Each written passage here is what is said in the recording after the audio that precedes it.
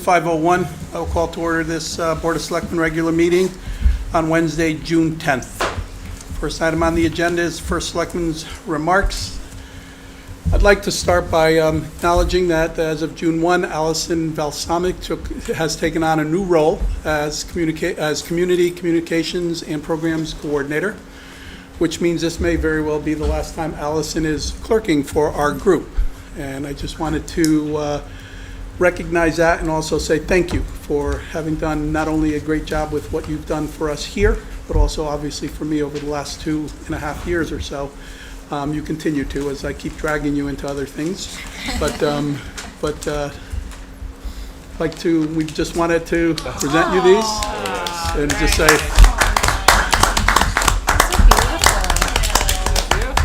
thank you, Allison. It's been a pleasure, and you've done I've spent excellent work.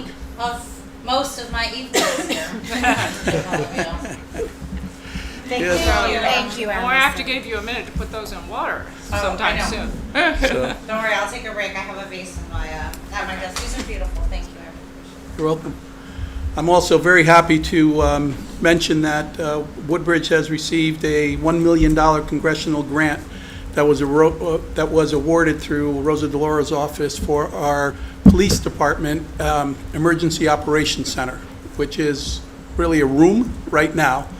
But this, more so than just providing us the funding for us to set up what we hope will be a state-of-the-art and current emergency operations center, it also kicks off, if you will, from a funding standpoint, the work that we need to do at our police department.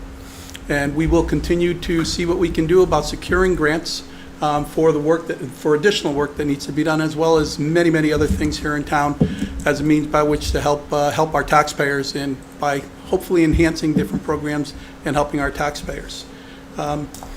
I recently attended the opening of the Witness Stone art exhibit in our library. If you haven't had the opportunity to go there, it's really a profound. It was a profound evening or afternoon when they opened it up. It was done in conjunction with the 6th grade class at Beecher, so they did some writings and they did some artwork, and they also spoke. A few of them spoke about that experience and what they learned and how they learned it. There were a family enslaved at the Darling House with the Darling family, and this tells their story and keeps their story alive. There will be on the 13th, June 13th, unfortunately I'll be traveling and will not be able to be there, but the actual Witness Stone itself, dedication, will take place at the Darling House. So it's something, if you have some time, visit the library, but also if you can participate on the 13th, please do so. It's at 2 o'clock. 2 o'clock, thank you. Good point, thank you. Communication and websites, where one of Allison's roles is to start to improve that so we can improve our communications in and out of town hall, if you will, in and out of the town. What you see from us and ways for us to communicate so that you can provide us feedback and input. The calendar on our website has a ton of information, and we're improving that on an ongoing basis. So if you're looking for something to do on a particular day, go into the calendar and it'll tell you what's happening from the town perspective at that time. But there is considerable information going there now, and we hope to add some additional information as well. The CCW master plan is one of the items that are on our website, and you'll start to hear more and more about some activities related to the CCW. And that's the CCW being the Country Club of Woodbridge property. There will be events that will be held there, and obviously there's other activities. For example, one of the things that we're involved in now, we also secured a $50,000 grant for a phase 2 remediation study to be done on the property. What it will tell us is anywhere we might have to conduct some remediation as a result of chemical usage out there at any given point in time. But more importantly, from my perspective, it'll tell us exactly what's involved in bringing down the clubhouse that at this point in time is completely abandoned, unable to be restored or anything along those lines. And so and it'll also help us if we go forward with other projects that we want to do on the property, not the least of which is if there is remediation necessary. It's an expensive proposition, generally speaking. but the state does offer brownfield grants to help us do that. So we'll need this in order to even consider those types of things. We're also in the process of working on a request for expression of interest to identify a partner who will work with us on the concepts that we worked on in the plan. So if you haven't been on the website, please do go there. You'll see what I'm referring to. The RFEI, as it's referred to, is not a request for proposal, but rather, really, we're looking for partners who we can work with on what we want to see there, versus very specific type of a project, and here's what we want, and we're looking for somebody to do it at a low price or low cost. And we will start a specific area of the website which will be there specifically to provide updates on what's happening with the what's happening at that property. And we're asking our residents to register so that you can receive updates as they're made available. Yesterday, the Beecher Road School Project Building Committee held its first community forum here in this room. There are 2 additional forums scheduled for Tuesday next week and in the following week. That's the 16th and the 23rd. Maria, I think they'll both be held at Beecher Road School so that a tour can be given prior to the actual meeting started. I believe the tour starts at 6 or 6:15. 6:15. 6:15. From So the South Assembly Room. it's really important. This project, some folks feel it's a nice to do rather as opposed to a need to do, and this will at least give you a clear understanding as to why this project is being pursued. Not only with the tour, but obviously with the information that's provided. On the 23rd, it's my understanding that the financials will be discussed at that particular meeting, some additional information that we receive as far as the financials are concerned. There'll be additional information given later on in the meeting as well. Tomorrow, I will be attending, as will some of our staff, be attending a Sustainable CT awards meeting, as Woodbridge has been awarded the silver certification from Sustainable CT. As you raised, we had a bronze. We achieved a bronze last year. For us to get a silver within 1 year is something that should be recognized. And I give a lot of credit to the people, our sustainability committee in particular. Allison was spearheading the effort as well. And to attain that in the timeframes that we did, even the organization recognized that it was rather impressive. And it's because of the things we're doing. This whole program is really around what you're doing, not what you're achieving for a particular reason. The process is where you get the value as much as what the end result is. So it really says a lot about what we're doing in town, and I'll be proud tomorrow to accept the award on behalf of our town for silver certification. The Great Woodbridge Picnic is celebrated as part of the state 250-year birthday. Woodbridge is establishing the Great Woodbridge Picnic, which will take place on Saturday, July 11th, from 11 o'clock to 4 o'clock. It'll be in the Grove at the campus of our newly renovated Community and Cultural Center. And this is being done in collaboration from the town's perspective, with Town Hall, as well as with our library and with the Amity and Woodbridge Historical Society. There are communities across the country right now that are commemorating the anniversary, and there will also be some additional activities that'll take place, including the reading of the Declaration of Independence. Information on that will be forthcoming, and we're hoping that everyone will join us for a day of history, storytelling, music, exhibits, family activities, community connections, and I believe there will be food trucks, which is usually what... There'll be a couple of different food options and things happening. We'll have, there'll be quite a few events inside the community center, and there'll be a few food trucks, and there'll be some speeches. And one of the other things, which I might as well let you all know now, is within the celebration of 250, there are so many individual smaller efforts. So, for example, there was a group that got together and donated Liberty Oaks to towns, and we got a huge one, tons of that.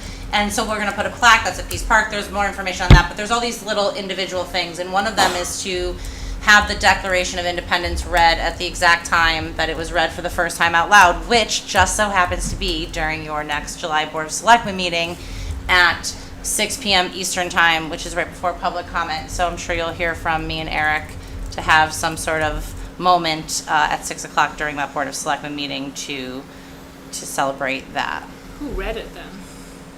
I'm sorry? Who read it 250 years ago? That's an Eric question. Well- Or a historical secretary. Well, I the don't only know reason who I exactly read asked it. this is Where it was signed, I the thought it 6 was- p.m. Eastern Time. I can send you the follow-up information Oh. about the The only reason I remember a great moment in town where Ed Sheehy was Abe Lincoln and abstention, sort of, when we were celebrating the Proclamation of Emancipation. yeah. So we'll have We you are- all involved in We are that. planning. So maybe it's a Mika's special turn. re- No, I think you all should take a section and read it together. That stovepipe Pat might not just. So we'll see. But Got a big just head. there's more information about that to John come. Nixon was the first one to say. Who was it? But there's much to come as relates to that, and we, obviously, this is something that's free for all of our residents, and we're hopeful that you will help us celebrate on the 11th. As I mentioned earlier, we have and will continue to leverage as many grants from the state and state funding opportunities to try to fund as many programs and physical assets, and this includes everything from forestry to solid waste management, to information technology, to brownfield remediation and building infrastructure. So as we make efforts to grow our grant list in our town, whether it's commercial or residential, we're also leveraging other areas where we can find additional dollars that will help us soften the expense and the increases associated with taxes for our residents. That is the end of my remarks. And next on our agenda is Can I the... ask a question? Yes. Just on the remediation grant you mentioned, the Yes. phase 2 remediation, is that for the entire country club property? It's the 18 or so acres around the clubhouse. Okay, because in the phase 1 process, there were a couple of areas identified, and they may or may not be included. We've done phase Because there 1, was phase this- 2, and phase 3 on different areas of the property already. Okay, And those reports are obviously Okay. something that these folks use. But we need to do additional, obviously, particularly with the clubhouse because of what we need to do there. But also, one of the areas that was not as completely reviewed was the area where they kind of gassed up carts and things of that nature. So that needs to be reviewed again. That's right in that area where the maintenance building was. yes, okay, and does it also include the pool? Because Yes, I understand that entire there was area. Mhm. chlorine storage there. Okay. Will we have an opportunity to review those grants as a board, In what way? to see them? Yes. Okay. Yes. In this case, this particular grant, which is certainly the staff here is very grateful for, the grant is coming through REX, which is a Regional Economic Development Organization that we work with through our Council of Governments. And the REX grant is one that they will not only provide, but they will also administer. So they're the ones who make the selection in terms of who the engineering firm that does the work.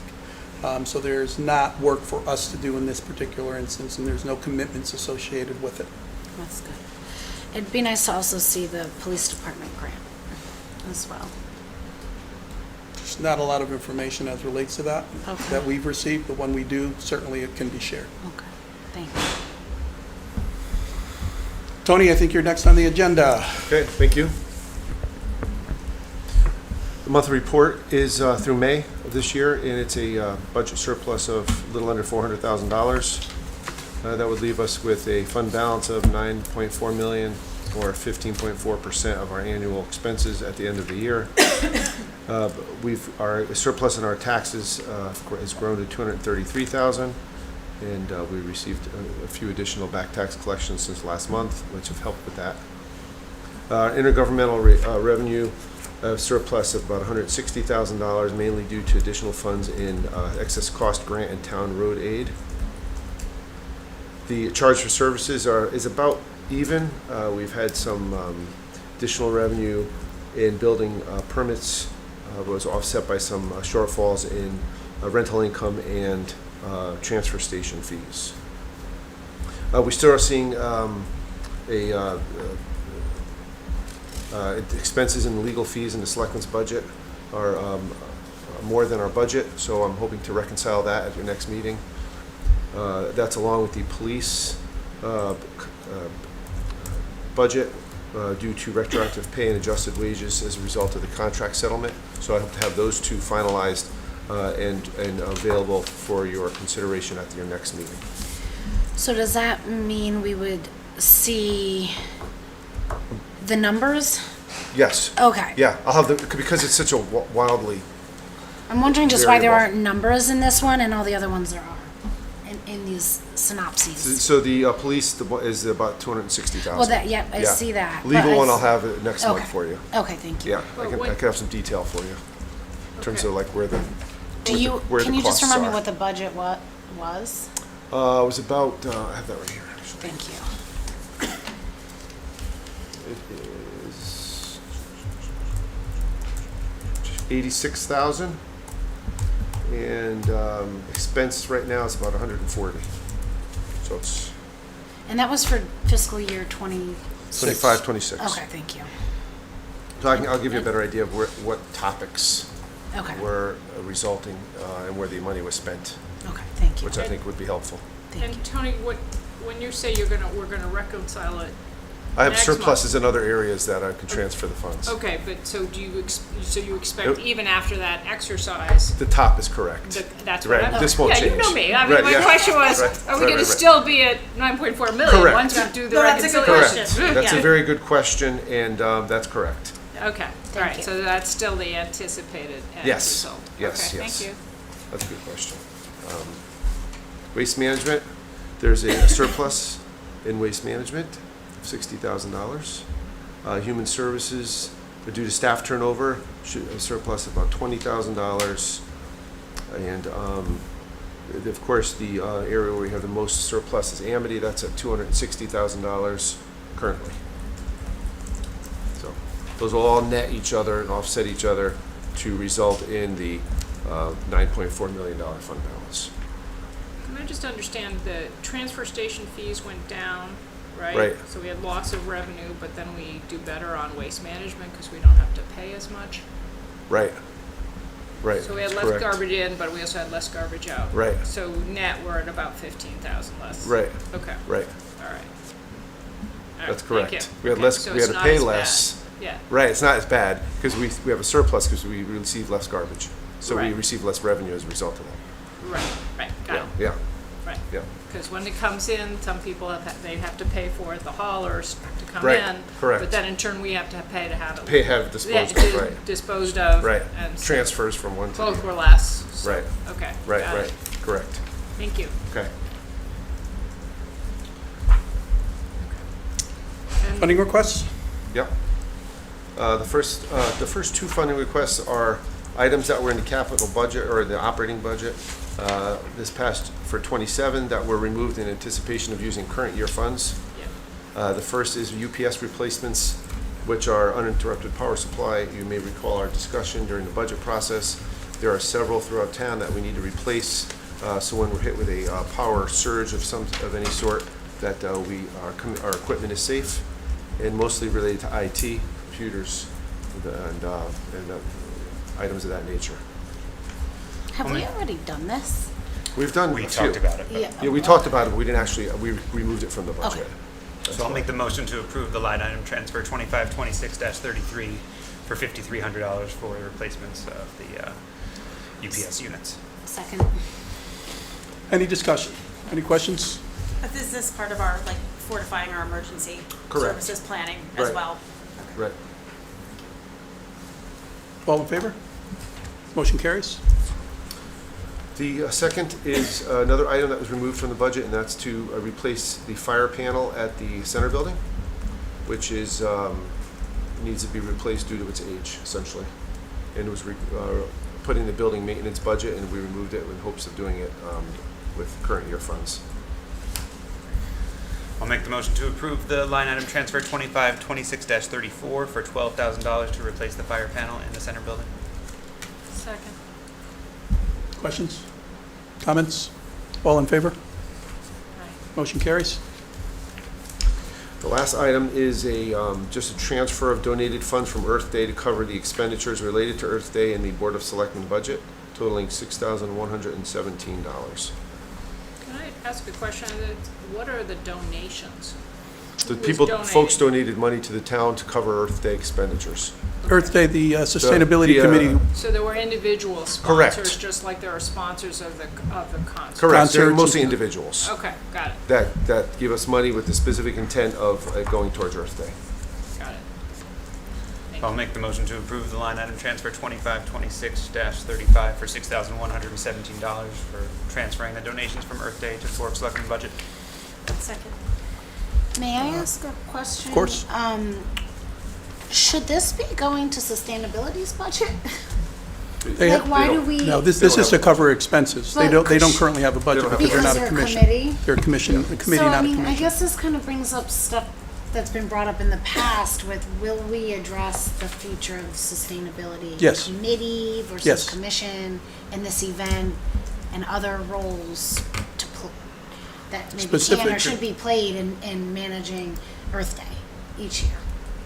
I'm not sure what you're referring to. From that perspective, as far as the committee versus into the commission, it's conversations we're having with the Sustainability Committee as we speak, and it's something that we'll take up with Who's ordinance. We, I guess, you. Yes, you- myself in particular, and Town Hall, and the chair right now.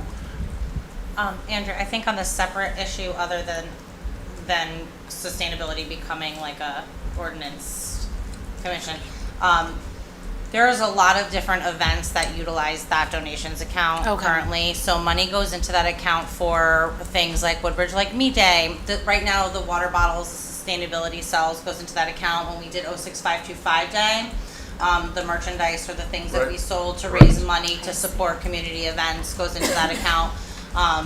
So I do think, That's helpful. and I think also It's not the- reserved for Earth Day. Oh, no, it's no, not. no, and I think It's just a it's general used donation. for The- money to come in That's for the helpful, thank events, you. and I'd like there to be more opportunities to sort of raise money to help support townwide events and things like And that. Tony, It's for the bookkeeping. So Yeah. you can see the revenue coming in, the expenses going out. correct. Okay.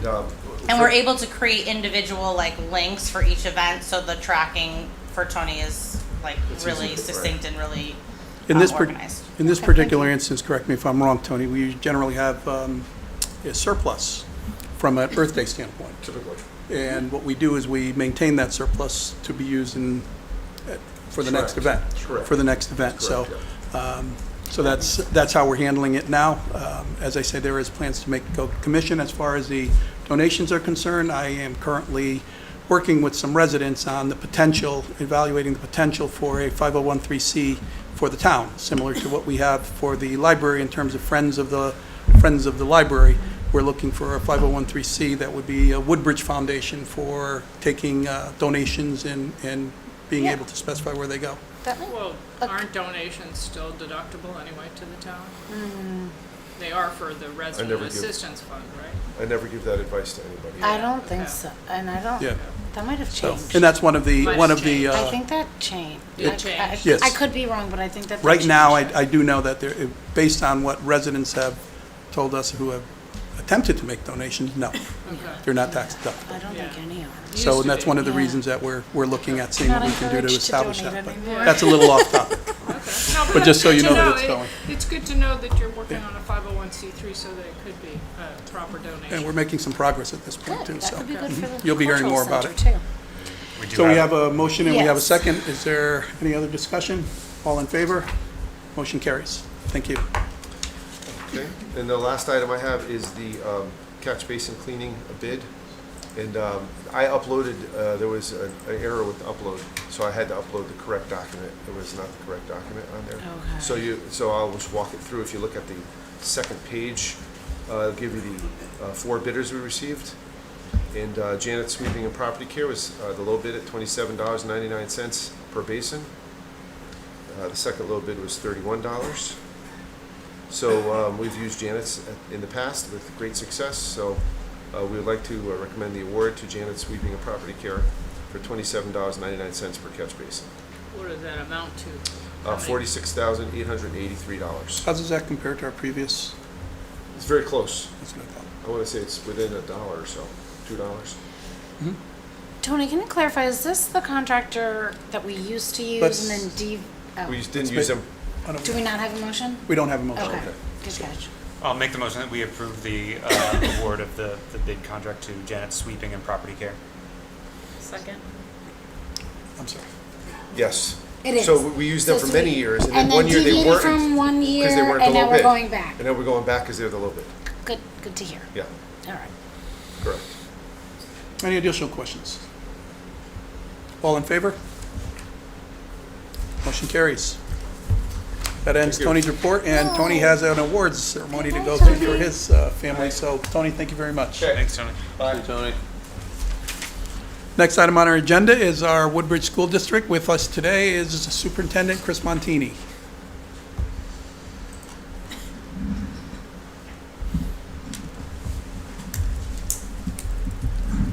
Good evening, everyone. Superintendent. Good to see And you. thank you again for the opportunity to share a brief update on behalf of the Woodbridge Board of Education and Beecher Road School.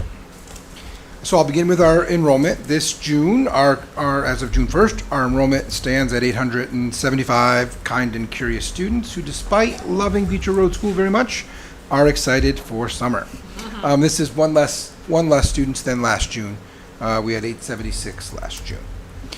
So last we spoke, I provided an update to you regarding a change in the provision that allowed for early entrance to kindergarten. And for Selectman Cardoza, you had asked if in fact we had a number for enrollment at that time. We do have a number now.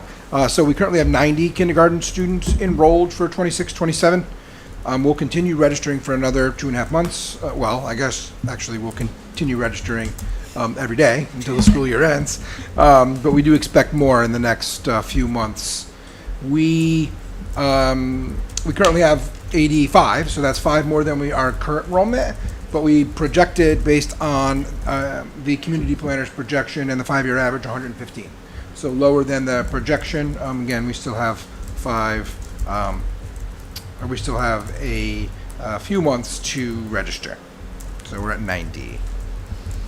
A week from today marks the last day of the school year, and the school year has flown by.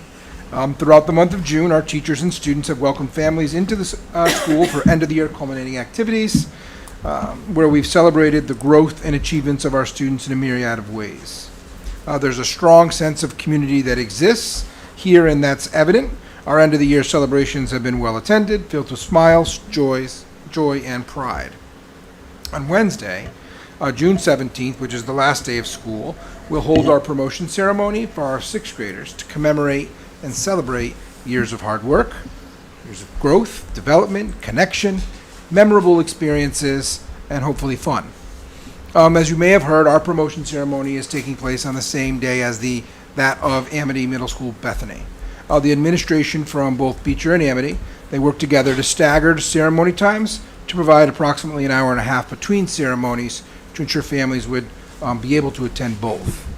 In the future, we will work with Amity to schedule the ceremonies based on feedback that we've received on different days. Much like school districts who have multiple grades do internally. So Beecher is a busy place now in June, and that's going to continue through the better part of the summer. Recreation will begin their summer program just a few days after the close of school on June 22nd, and they'll run through July 31st. ESY, which is our extended school year, a program for students with IEPs as determined by through the PPT process, that will run Monday through Thursday from July 29th through June 29th through July 30th. SEP, which is our summer enrichment program, that will run 5 days a week this year, Monday through Friday. That's an increase of 1 day. The last few years it's run Monday through Thursday. So we're increasing that 1 day, and that'll continue to run until 3 o'clock. Between all 3 programs through the month of July and the last week of June, we'll have another 450 to 500 students on campus engaging in fun, enriching opportunities every day. And so that will be wonderful.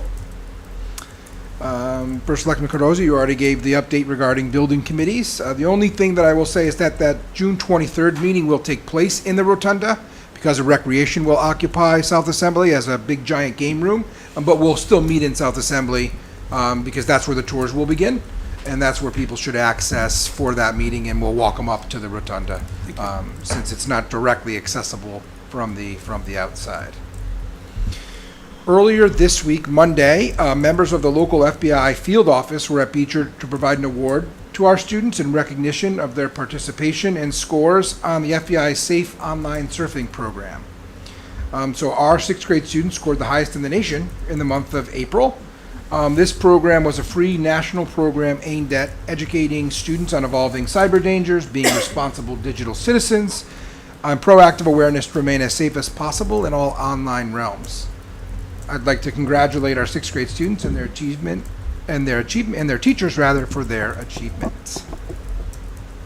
And finally, I would like, as the school year and budget development and adoption process nears completion, I want to express my gratitude to both you and the Board of Finance for your professionalism, engagement, and support. As I said in April, when I was speaking in regards to the partnership between Beecher and the library, communities are stronger when they work together, and Beecher Road School is fortunate to have the support and partnership of many.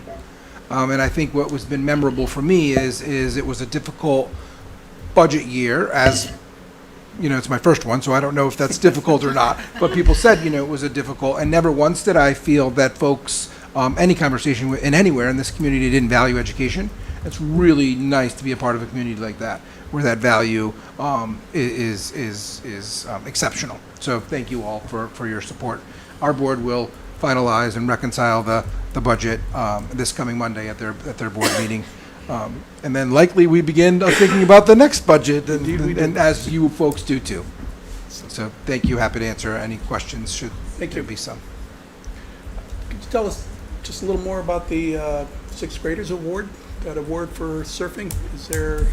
That seems, I mean, you said, if I understood you correctly, they ranked top in the country? And for the month, yeah. So For the it's month. this running, and it's based on scores on the assessment that they take in this program, but also participation.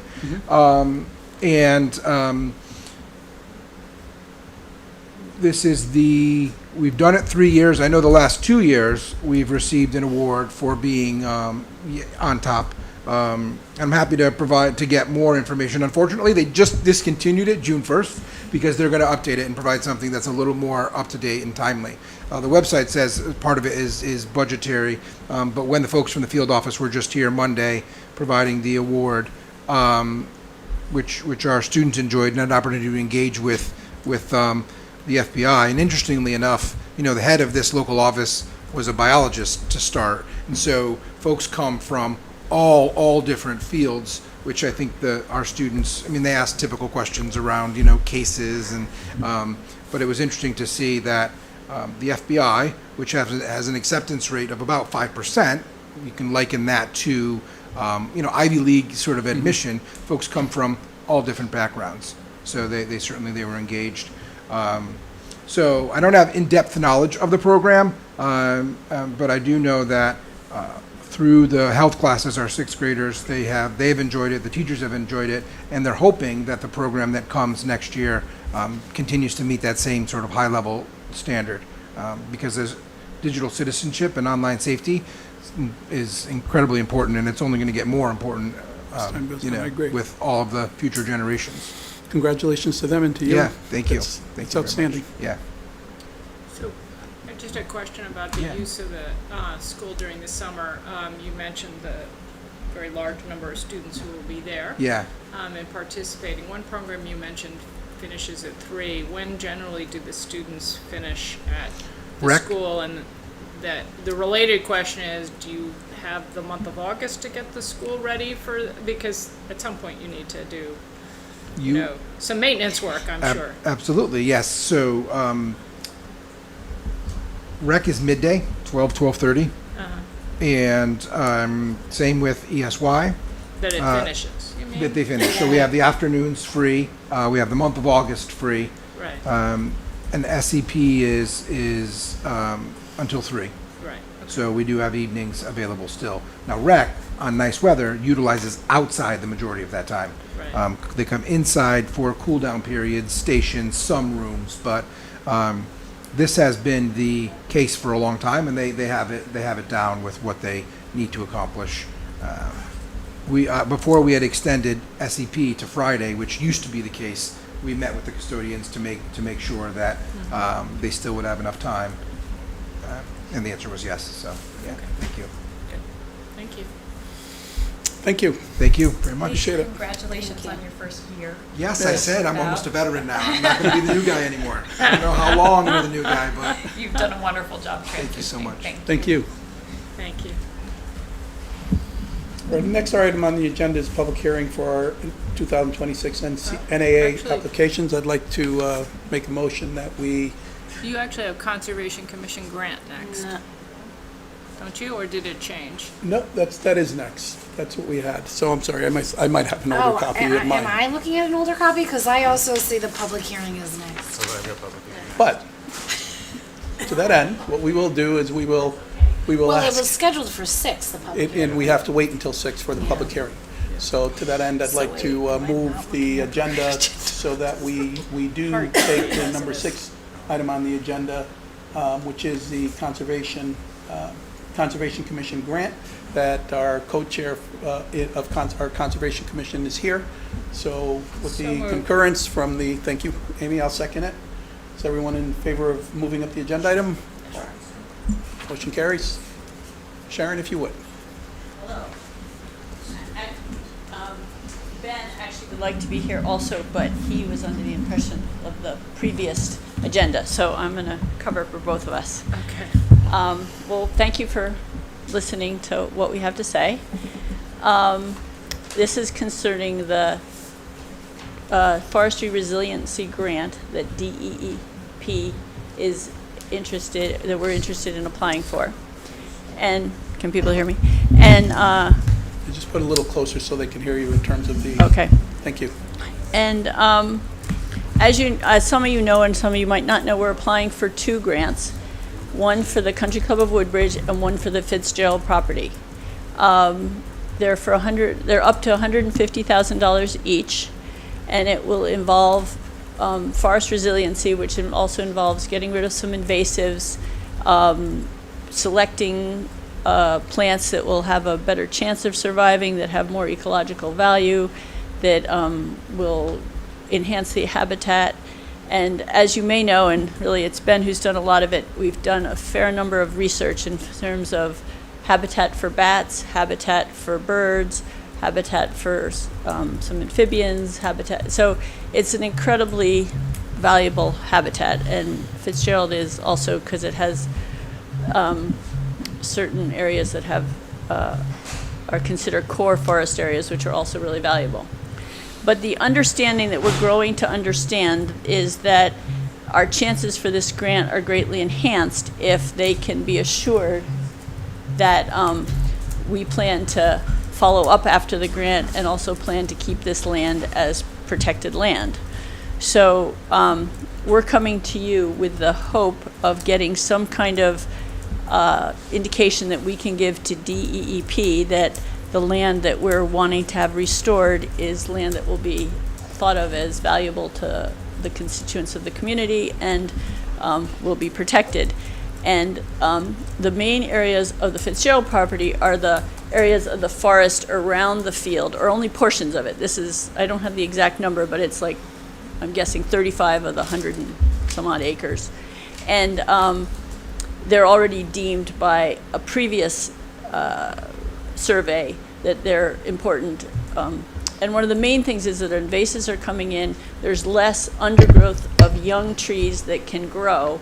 And so we're trying to create an environment where the next generation of the forest can be preserved. And if you've, I don't know if you've walked the Fitzgerald, but invasives are really taking over kind of quickly. It's kind of startling. And then the area that we're considering for the grant has been moved, or will be moved, to consider places that aren't where the master plan is possibly developing land. And that's another, I wish I had the statistics, but another 30 or 40 acres. So it's certainly not the whole portion of it. And the plan is that they, as I understand it, is that we have to have the grant in, it opens on July 1st, and we need to get a forester in there to give us a cost so that we can put that in the application, so that we can get the application in by early August, so they can decide it by October, so they can start working on it in the winter, because winter is a much better time to work on it, and they'll work on it for 2 winters. And they really need that time, because to get rid of invasives, you need to do more than one shot at it. And right now, that's even a little tricky to do.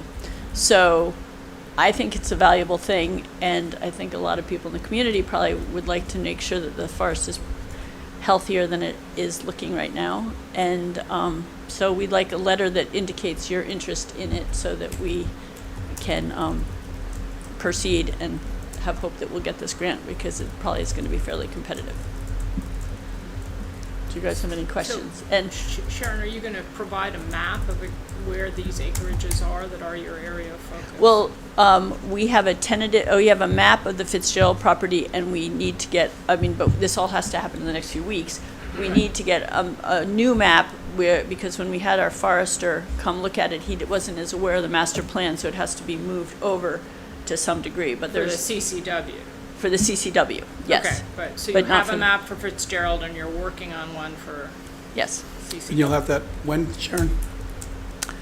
That's where Ben would come in handy to talk to, because we're meeting with Eric, the forester, in the next week, and then he has to go out there and, decide on the exact places that he wants to move the area to. And this is Eric Hansen of Ferrucci and Walicki? Yes, who- So that's who you met on Saturday, who is the Woodbridge Park Association's forester as well. And he seems- And oversaw their climate resilient forestry grant. Yes, so we're borrowing some of the wisdom from the Alice Newton Park. Right. And we're also planning on doing signage similar to that they did, so that we can explain why the forest is looking somewhat different when it is. Should you get awarded? Should we get, yes.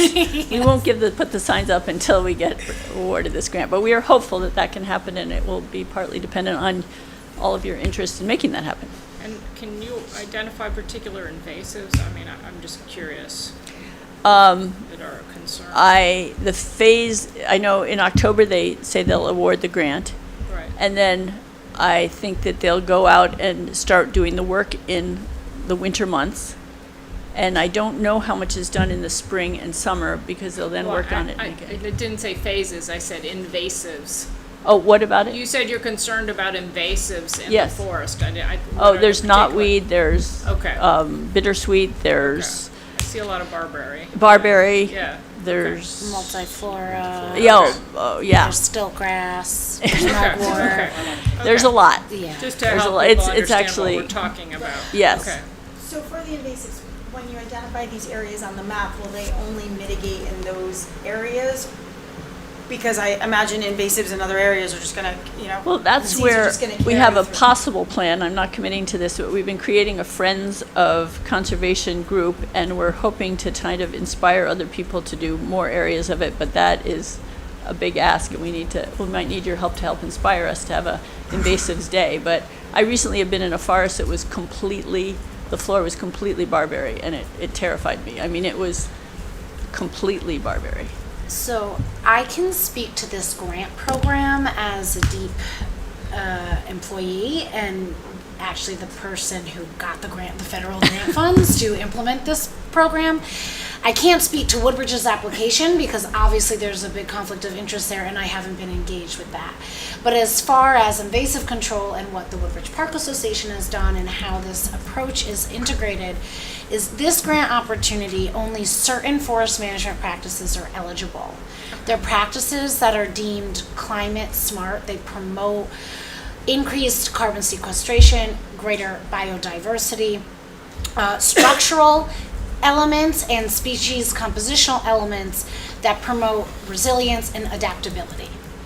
Part of that is controlling invasives, but the grant cannot fund exclusively the removal and control of invasives without also complementing that with overstory tree management and more traditional forest practices. The best management practices is to do pre-tree removal invasive control, then do the tree removal, then post removal, immediate growing season, if you do the removal in the winter, as Sharon said, invasive control. Then to go back the next season and do that 2 more times. So to your point, yes, if you create a disturbance in the woods, you're increasing the likelihood of spread of invasives. But we do a pre-control where the disturbance is going to be to reduce that impact, and then a post-harvest, so the ones that do establish get nipped in the bud as soon as possible, pun intended, to prevent their spread. Things I do talk like this all the time, so I practice. Thank you, Andrea. But Well, and I so- also just know it's like the invasives from the other areas of Fitzgerald, like it would be great if then we get those other initiatives up and running so that those don't spread Yes. while we're mitigating in you that gotta area. start think somewhere. Well, exactly. And it's lots of- precisely the way. I think if we can inspire, what I'd really love is to inspire a day or two a year where we get many, many, many people out into the woods dealing with invasives. I mean, that would be a Community happy events. day for me that. Those are some of the events our intern puts together too for walks and like an invasive, those types of groups are. No, I know, and they get 10 or 15 people. I'm No, but- talking but about if- with- they 800 become people. Annual, they're planned alongside with A the bio community- blitz. Yeah. community center and things Yeah. like on the calendar. Yeah. I mean, that is, That's so. it is really So a priority to me. to my I sent you an understanding, email, schedule a meeting I with know, me so I'm we looking can forward chat. to it. so to my understanding, what you're asking the board is for a letter for each property for Fitzgerald and the country club in our support of the pursuit of these grant funds and the long-term preservation of at least Those the managed areas. Yeah. acres. Yeah. Okay, and that would have to be done before the application, which will be due In August. in August. Thank you. Okay. Yep. Now, Yes. in my conversations when we met with Eric or the meeting that we had, Uh-huh. and we discussed a little bit more about the grant. Ben, you're welcome to join us up here. I think you were, Ben. you were being waited for. So, And your partner you brought with you.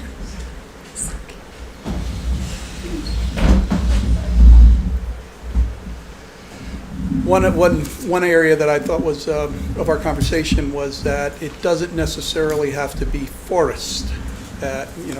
What most people would recognize as forest land in order for it to be part of this study. Because there are, particularly on the country club, there are areas where obviously we've already outlined and identified that are from a conceptual standpoint, there is some potential for development. And I know that he's avoided those, but there's also areas where we were looking for community type of activities that would work on it too. And then there's areas where there's wetlands and things of that nature, where obviously it would be, we don't really have to preserve them, they're already wetlands. So I just thought it's also interesting because it doesn't necessarily, I thought that was important, that it doesn't necessarily have to be trees. Trees have to be part of it, obviously, as you might imagine. Yes, and that was the distinction I was going to make. It can be converting non-forest land to forest land through the planting of shrubs and trees and establishing habitat with deer exclosures, for example. But it can't be like establishing a pollinator, a non-woody pollinator pathway, Correct, for but it can't- example, because that's not forestry. But he indicated the property that's being looked at can indeed be a meadow Yeah. or something along those lines. Well, So it can can, include, correct. yeah. So, and I would say, Mika, as Cooper and Robertson said, like we know they weren't experts in natural resource management or habitat assessment. They did what they could for the green planning of that project. No, they had But they had- environmental consultants who specifically were But they also, in qualified for that. our action steps, Yes. they have recommended further, absolutely. Absolutely. more in-depth and legitimate, Right. specialized reporting.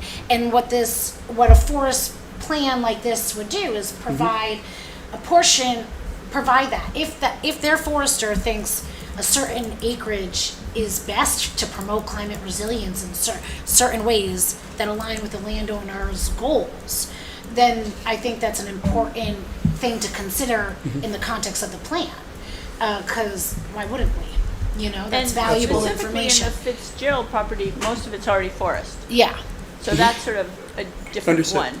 Understood. And who knows if the state, I mean, this is not, I think it's pretty unusual for the state to issue 2 awards. That's what I was To gonna. one That's what I was gonna applicant. ask. So it's unlikely, I would imagine, that both would get awarded unless it ends up being less competitive than anticipated. So this is what I was gonna ask, 'cause from what I could see, there's about $1 million of funds. Yes. So, and we're looking at a max award of $150,000. So that would limit, how many municipalities, I don't know how competitive this will be, how many will be submitting applications, but I wondered if it would be more strategically wise to choose one. Right, so rather than submitting 2, I wonder if it's maybe wiser to submit 1.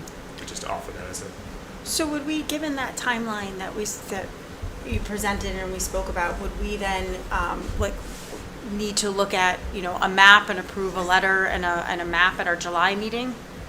Is that the? That's what I'm hearing. That would be appropriate. Interestingly, I'm not going to be at the July meeting, but as that's well. okay. Since It's you need probably to for the, abstain yourself. I would need to abstain. So, but if you have questions about it, try to get in touch with me before, good. As Sounds good. appropriate, of course. And I think it would be up to Sharon then to ask that question that you just posed, Steve, from, as they go through the application Right. preparation process.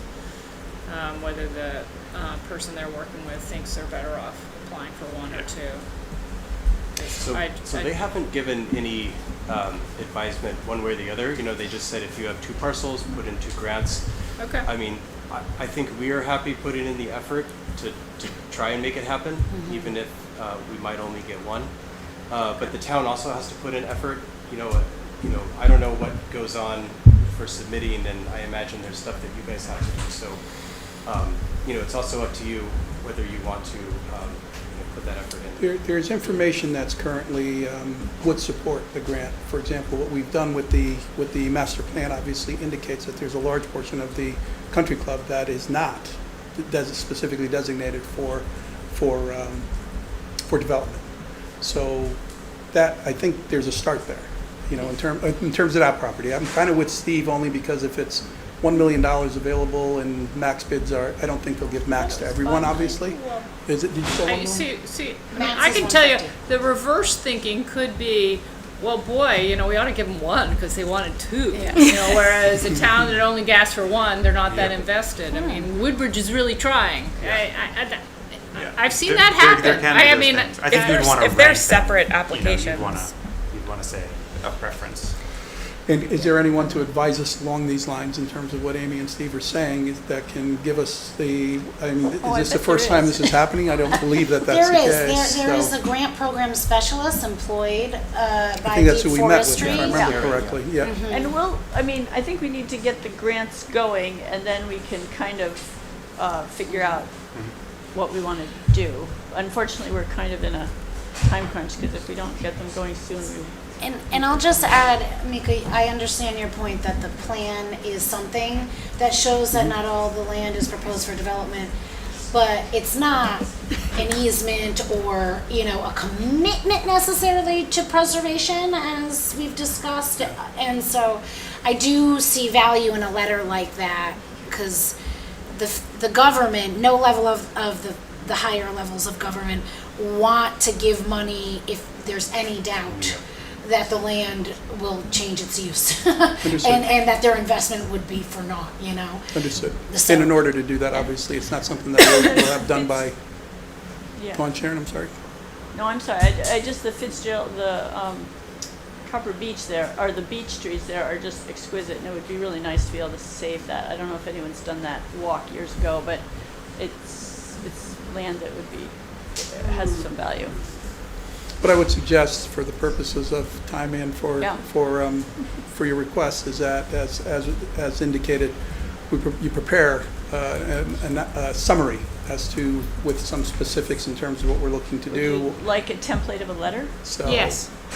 and a map, and maps, Yep. specifically maps that define what we're talking about, so that we can assess those, evaluate those, and make a decision. And those will be part of the application if I'm not, I would think you Yeah. would need those, right? yeah. Right, So Yeah, those are it's- probably underway. So maps, Yeah, the Fitzgerald Let- map is already there. I don't think it's going to deviate much from the practice plan that David Irving gave us. We obviously have to adjust the country club practice, but, there's plenty of forest there to I think, make the case. Right. We just have to adjust the Agreed. lines. Agreed. Okay. Well, I'm So very we will excited to plan- hear about this. So we will- thank you. We have planned to have a follow-up at our what's the August, date of that meeting? at our, I'm sorry, excuse me, at our July meeting? I think it's The July date 12th. is July, no, because I'll be back by the 12th. It is July 8th? Hey, that's right. Or From the something? First Wednesday is My on husband's Wednesday. birthday. Is on Wednesday. If that's the Wednesday. Yes, it You might is. be doing that. Father's birthday. Okay, well, thank you for your Thank time, you. interest, attention, and willingness to work on this. It's exciting. Thank you very much. Thank you. Thank you. See, you got in before, Karen. I could never have predicted that with my full checks. Our next item on our agenda is call for a public hearing.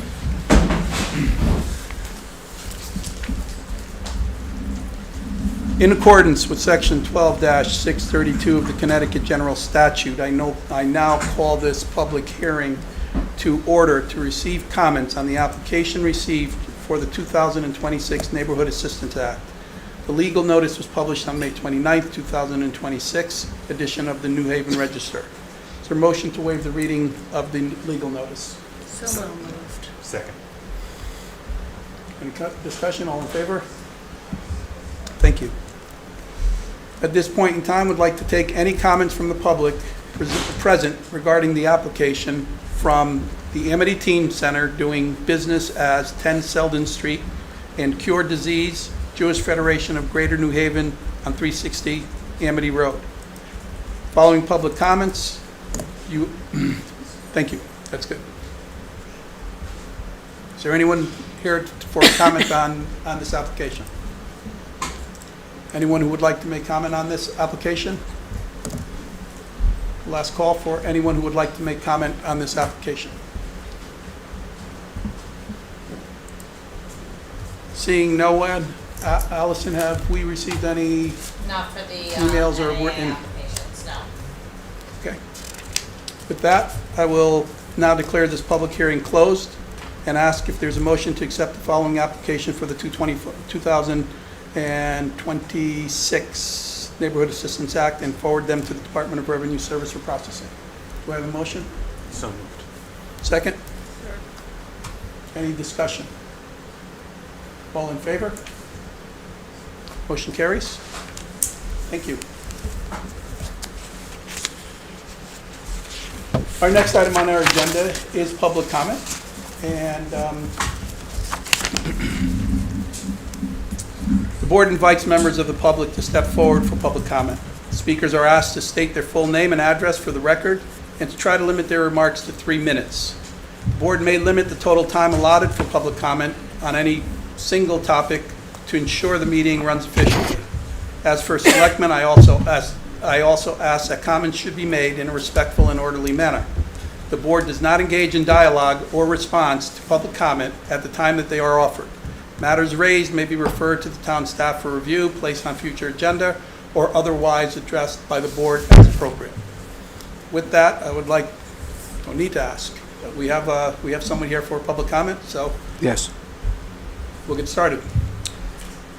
I'm Paul Grassati of 19B Lucy Street since 2009. Just a few remarks reflecting the virtually unanimous Paul? opinion. I'm going to ask, I'm sorry, could you just lower your mic just to make sure? Lower? Yeah, just so it's, Closer to the microphone. Closer to the mic. There you go. Thank Okay. Paul Grassati, 19B Lucy Street since 2009. Just a few remarks reflecting the virtually unanimous opinion of all current residents at William Warner Village. All of us support and earnestly desire New Samaritan's approval as our new owner by town leadership as soon as possible. A little background.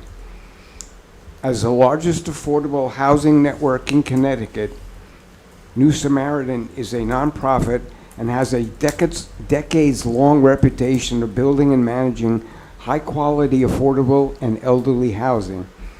Already they have secured approval from CHAFA, that is the Connecticut Housing Finance Authority, and the current mortgage holder on our buildings, for this acquisition, and a commitment from state government for $2+ million in much-needed capital improvements to our 35-year-old facility, still with its original roof. Their proactive approach secured these approvals rapidly in comparison to similar property acquisitions. As our landlord, they can and will put in place for all residents, present and future, a broad array of services which will markedly increase quality of life here, namely ongoing resident need assessment and 24/7 coordination of health and community services. No private owner, present or future, would command the resources to provide this sort of care umbrella. Currently, residents rely on family, friends, and the dedicated work of the Woodbridge Human Services staff. Many factors, including family size and proximity, pop-up occurrences on weekends or holidays, expertise in modern technology, and current physical limitations often yield inadequate and inconsistent results presently, as compared to the much more robust and effective response that an ownership-driven 24/7 team will provide. Just for the current record, over half the residents in our 30 units are over 80 years old. An additional 5 are handicapped. 5 more have health care aides daily, 2 of these 24/7. And 2 other of our residents are on very busy hospital outpatient care schedules for serious disease post-surgical needs. So, in closing, all the existing residents, some of whom have been able to join us. Thank you. Thank you. We all wish to thank you for your efforts to date and going forward in bringing this approval to a near-term conclusion. Thank you. Thank you, Mr. Costani. Would anyone else like to step forward for public comment?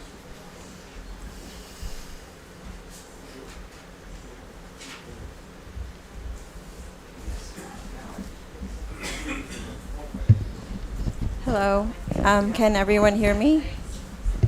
Hi, I'm Anoka Faruqi. I'm at 46 Acorn Hill Road. I'm going to be speaking about the Acorn Hill lighting proposal.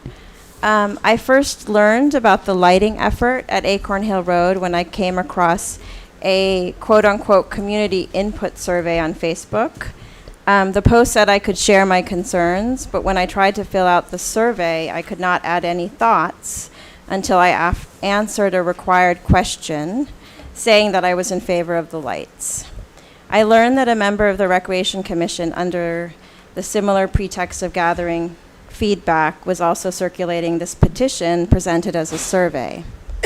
We, a group of us, had inferred that Bethwood Baseball had been working with town committees behind the scenes on its lighting proposal for some time, but we could not substantiate that claim. To ensure accuracy, we revised our postings to align with the public record. What the public record showed was unexpected and more troubling to us. In late 2024, CUPOP, not Recreation, recommended adding lights at Acorn Hill and Pease to the PCOD, citing people's interest in eventual lighting. The push to add lighting at Acorn Hill Fields was further promoted by the CUPOP chair, with outreach directed exclusively to supporters. At a November 2025 meeting, acting on, quote, a resident's request, unquote, she advanced a vision for lights at both of the Acorn Hill fields and proposed coordination with Bethwood and the Recreation Commission to, quote, assist with lighting, end quote. Concerns from nearby residents were noted and then ignored. This sequence was not neutral or exploratory. It established momentum toward a preferred outcome, created expectations among supporters, and reinforced supporters' claims that prior agreements are irrelevant or non-existent, and that the proposal carries no downsides. When a town official advances a single position rather than facilitating multiple viewpoints, the process is distorted and conflict escalates, undermining Bethwood, neighboring residents, and the town. We maintain as a group of neighbors that a long-standing agreement, supported by written records and eyewitness accounts, notes that the exclusion of lighting and loudspeakers was a condition of the fields being built and used in the first place. As with any such condition or agreement, it can be revisited, but only with a transparent and even-handed process that does not predetermine the outcome. The petition we created concerns governance for the entire town, the use of the fields for daytime play, and respect for neighboring residents. We respectfully ask that a fair and balanced process, one not followed at the outset, begin now. Thank you. Thank you.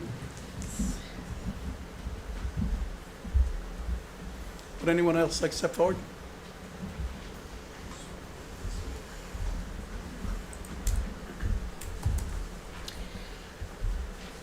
Allison, was that comment also submitted in writing? There were a lot, so possibly. Did you submit that via email as well? Yes. Okay, Yeah. thank you. Yes, it was. I thought I read it, but I just, Yes, it was, and it was put into the packet. Thank you. Myself and the town clerk for this one, and Kim and I are working on a more, but yes, I think there might be some people speaking that also both wanted Okay. sent it to be included. yeah, that's great. Which is Just fine. wanted to clarify, yeah. Howdy, David Driscoll, 46 Acorn Hill Road. There are multiple genuine views for Acorn Hill. The Coop chair has described the magic of night games. Another resident recalled being on Acorn Hill as a boy, seeing fish suspended in pools of water, so still that the boundary between air and water seemed to disappear. The common thread is that we all want children and adults to experience connection to each other and to the outdoors. At a time when children locked in cars and houses turn to screens, spaces like Acorn Hill matter deeply. Our vision is a community connected through public lands, through walking trails that link athletic fields and neighborhoods, where people experience kids' cheers, sunsets, crisp fall evenings with owls, and spring nights with the sounds of peepers and the glows of fireflies. The fields link the Ansonia Reservoir, Naugatuck State Forest, with the Elderslie Preserve. It is home to eastern worm snakes, box turtles, wild turkeys, coyotes, bobcats, bears, among many others. Acorn Hill could be a place of real encounter with both nature and community, including fields and ecological restoration through native plant meadows that support athletics and biodiversity. This raises a central question. Does Woodbridge want to replicate what exists in surrounding towns or preserve something increasingly rare? While modern LED lighting is an obvious upgrade over older stadium systems in dense or urban settings, introducing lighting into a sensitive, semi-rural ecosystem is a clear environmental degradation. Further, the current lighting proposal dishonestly addresses the realities of the neighborhood. Acorn Hill already experiences sustained daily traffic from the transfer station, nearby industrial park, and existing field use. Extending use into the evening hours will extend traffic. For neighbors, dusk and early evening are the only remaining periods of relative quiet, and that respite will be lost. The issue is not just land use, it's trust. How do we weigh and integrate ecological value with community life? There's an opportunity here not to divide the community, but to bring it together through honesty and consensus building as a foundation, which means including all viewpoints from the start. Thank you. Thank you. Would anyone else like to step forward for public comment?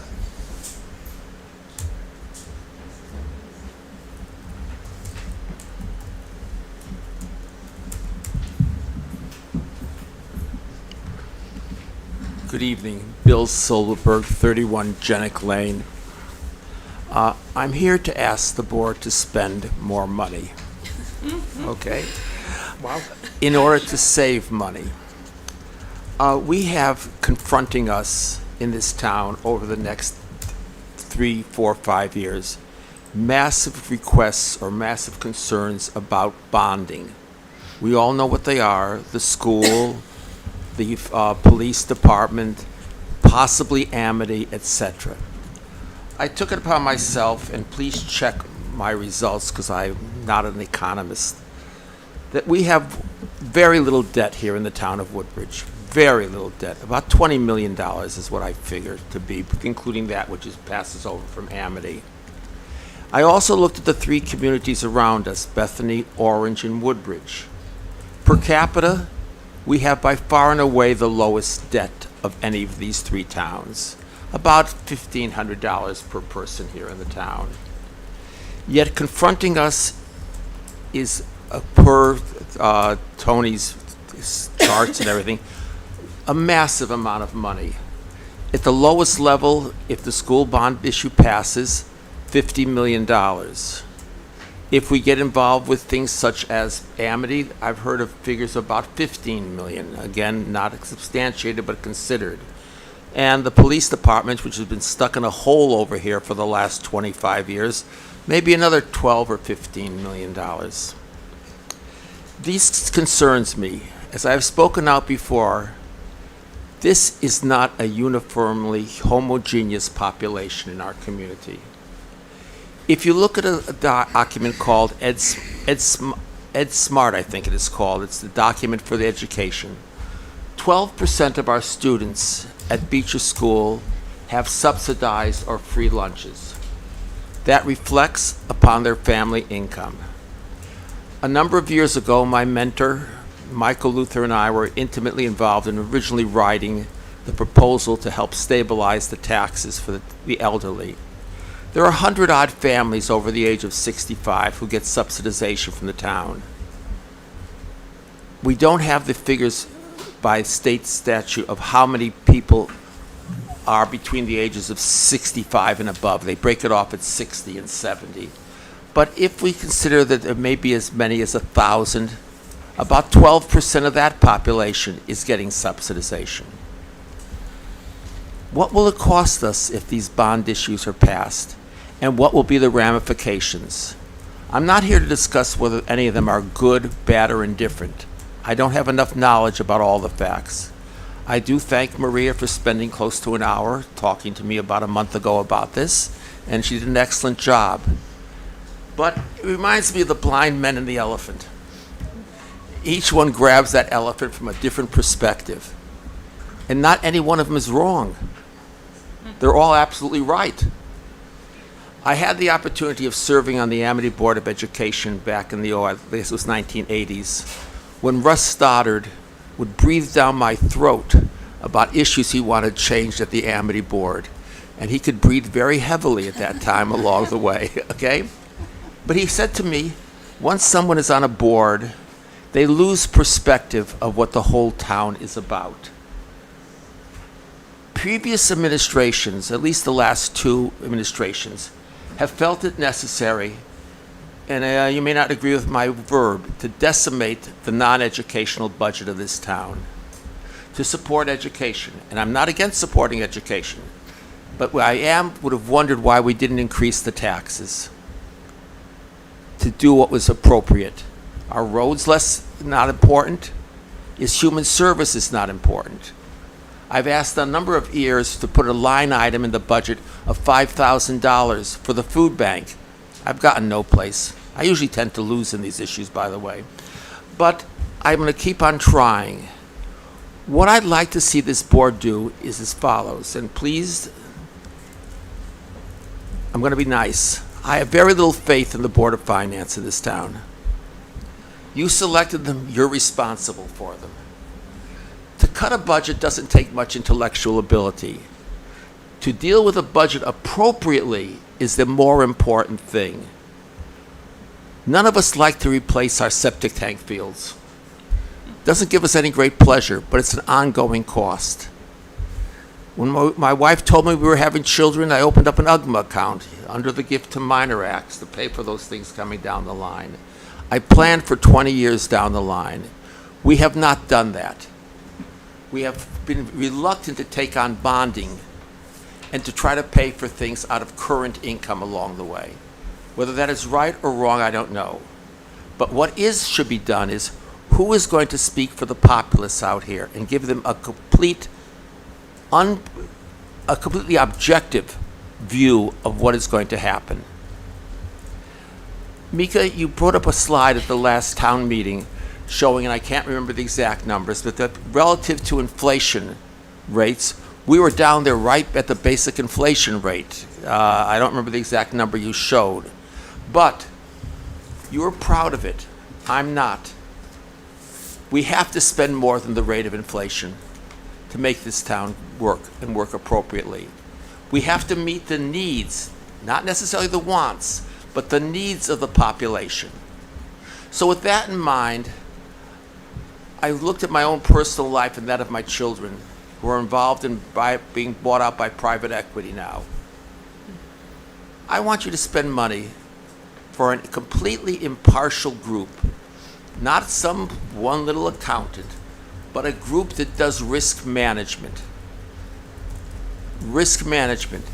If the Beecher bond passes, Mrs. Wick, I think, was speaking about an increase in the budgetary item of $3,000 to each home.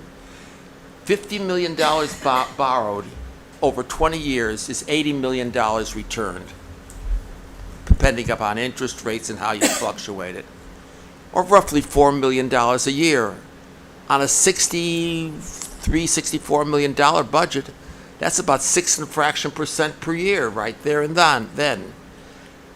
Then you've got to think about the other costs.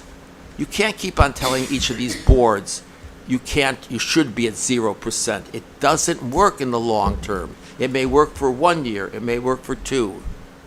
So I would like to see you hire a group such as CBIC or Markham LLB. CBIC, it's one of the big accounting firms, to do a risk management, to take a look, what are the risks of this huge investment you are responsible for asking the people to take on? Because this is not really a town government here.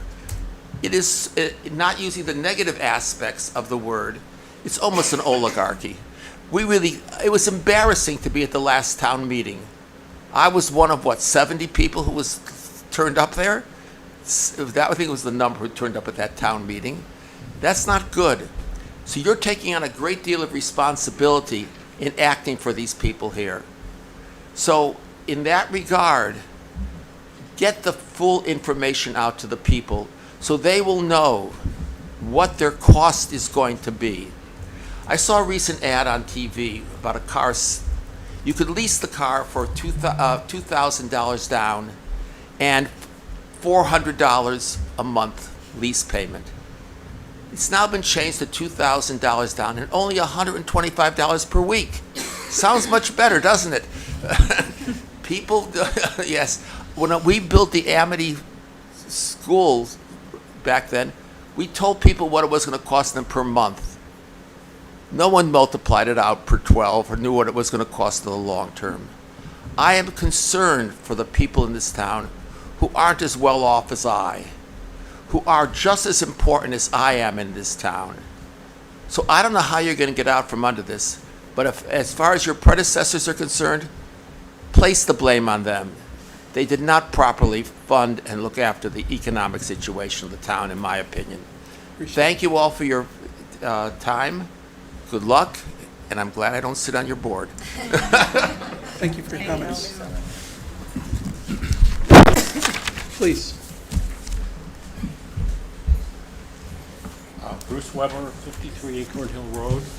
I've lived there for... I'm sorry, what Mr. road was Weber, that? if you Acorn could, yes. Bruce Weber, 53 Acorn Hill Road. Thank you. Resident for 43 years, I guess. I wanted to offer a few thoughts about the lights at Acorn Hill Road. At this point, the comments are not addressing reasons for... Sorry. Is that better if I'm real close? Okay. You can push the microphone closer to you if it's more comfortable. Okay. Thank you. Whoa. These comments are not addressing the reasons for opposing or supporting the proposal at this point, but merely suggesting that moving forward is impossible until a meaningful proposal is forthcoming.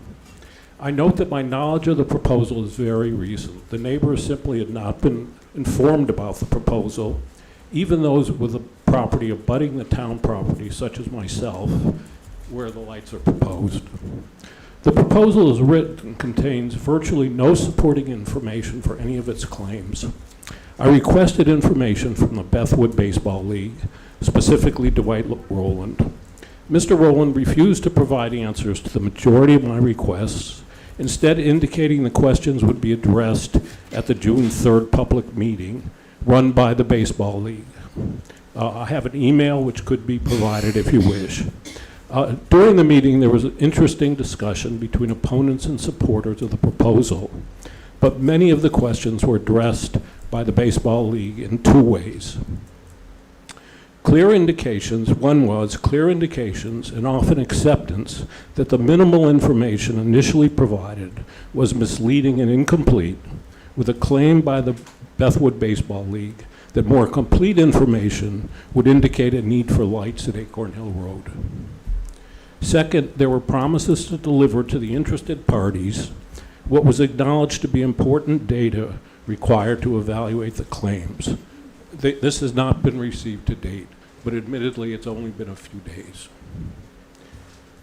I can document the above statements in detail, but I believe it is clear that the proposal as written is weak and unsupported, and was written with the assumption that the proposal would result in rapid approval without opposition or discussion of trade-offs. At the 6-3 meeting, which Mika attended, he indicated that the process would likely be lengthy and all parties would be heard, which is appreciated. I have generated cogent arguments against this proposal based on currently available information, but believe these arguments to be largely irrelevant based on potentially altered proposal of the Bethwood Baseball League and reception of the promised data. At the 6-3 meeting, I suggested to the Baseball League that they produce an honest and clear proposal, replacing vague claims with specific claims and supporting data. I even suggested how they might do this. Although I am in general in opposition to the addition of lights at Acorn Hill Road, there are a few claims that Baseball League is making that are defensible. I suggest that the Board of Selectmen has only one real option at this point: to reject the petition as written and await an improved submission from the Baseball League, should they wish to pursue the proposal. None of us have the time to discuss what is likely going to be a changing set of claims and slowly release data. I am merely suggesting that the Bethwood Baseball League state honestly the reasons for their proposal, the opposition states honestly their reasons for objecting to the proposal, and for the process to continue on this basis. Thank you. Thank you. Have a pile started, yes, right here.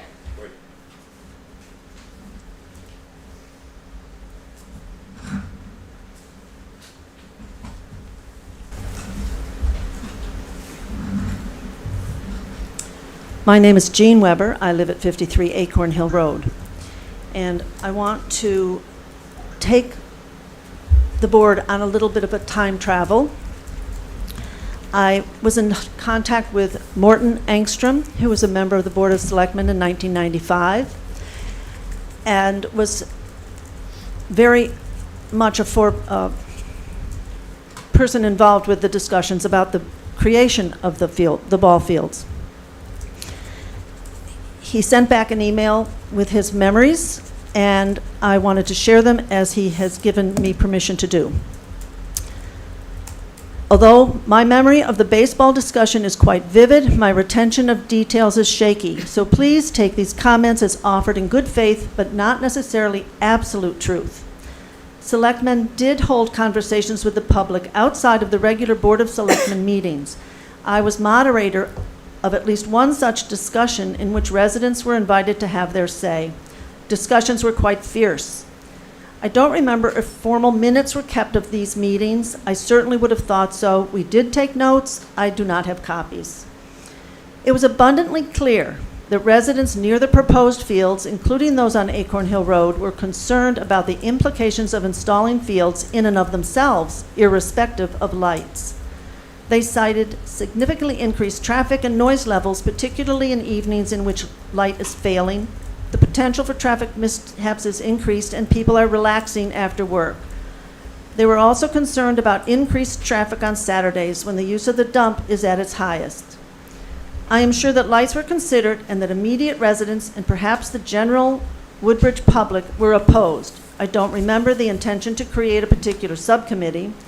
I believe that our conclusions were that the stresses produced by the fields themselves were the maximum that we could ask Woodbridge residents to bear. Extending playing hours with its concomitant traffic and noise and potential for unruly behavior late into the quietude of the evening was too much. Tucking baseball fields into a quiet residential neighborhood was dicey at best. The impact had to be confined. The Bethwood Fathers Baseball League at the time also wanted to install a full-sized baseball field. This was rejected because of the cost as well as the increased chaos of traffic. You should be aware that I was a member of the Bethwood Fathers Baseball League, although not its leadership, and served as a coach. My son played under their auspices. I love baseball. I believe that friendly yet competitive sports is a wonderful educational experience for those young people who wish to participate in them. I would dearly love to have lighted fields available to the kids, but not at the cost of destroying the residential quality of our community. My current opinion is of little use to you. I have not looked at the Bethwood Baseball League current proposal. I am just trying to give you some sense of the character of discussion and decision-making at the time, which I suspect is similar to that of the present. I also want to underscore the competing stresses in these decisions. I wish I could provide you with more formal documentation, but I can't. I hope this is of some use. If you have other questions, please ask. Feel free to share this with anyone you might wish. Written by Morton Engstrom. Thank you. Thank you very much.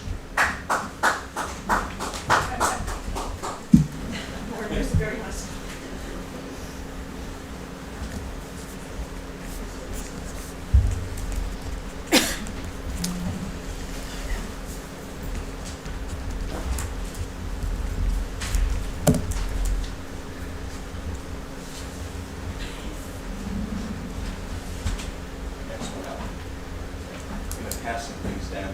I know it's going to end up with you, Allison, so I'm going to pass it this way. I didn't kill trees for everyone today. So, my written statement that I'll pass along, that'll be what I'm passing down here. The second is... Are you reading your statement, or are you... No, I'm going to pass these pieces down so you can see them, and then I'll go through my comments. Okay. Second thing is actually the ordinance for floodlights in town. The next is the Bethwood rules.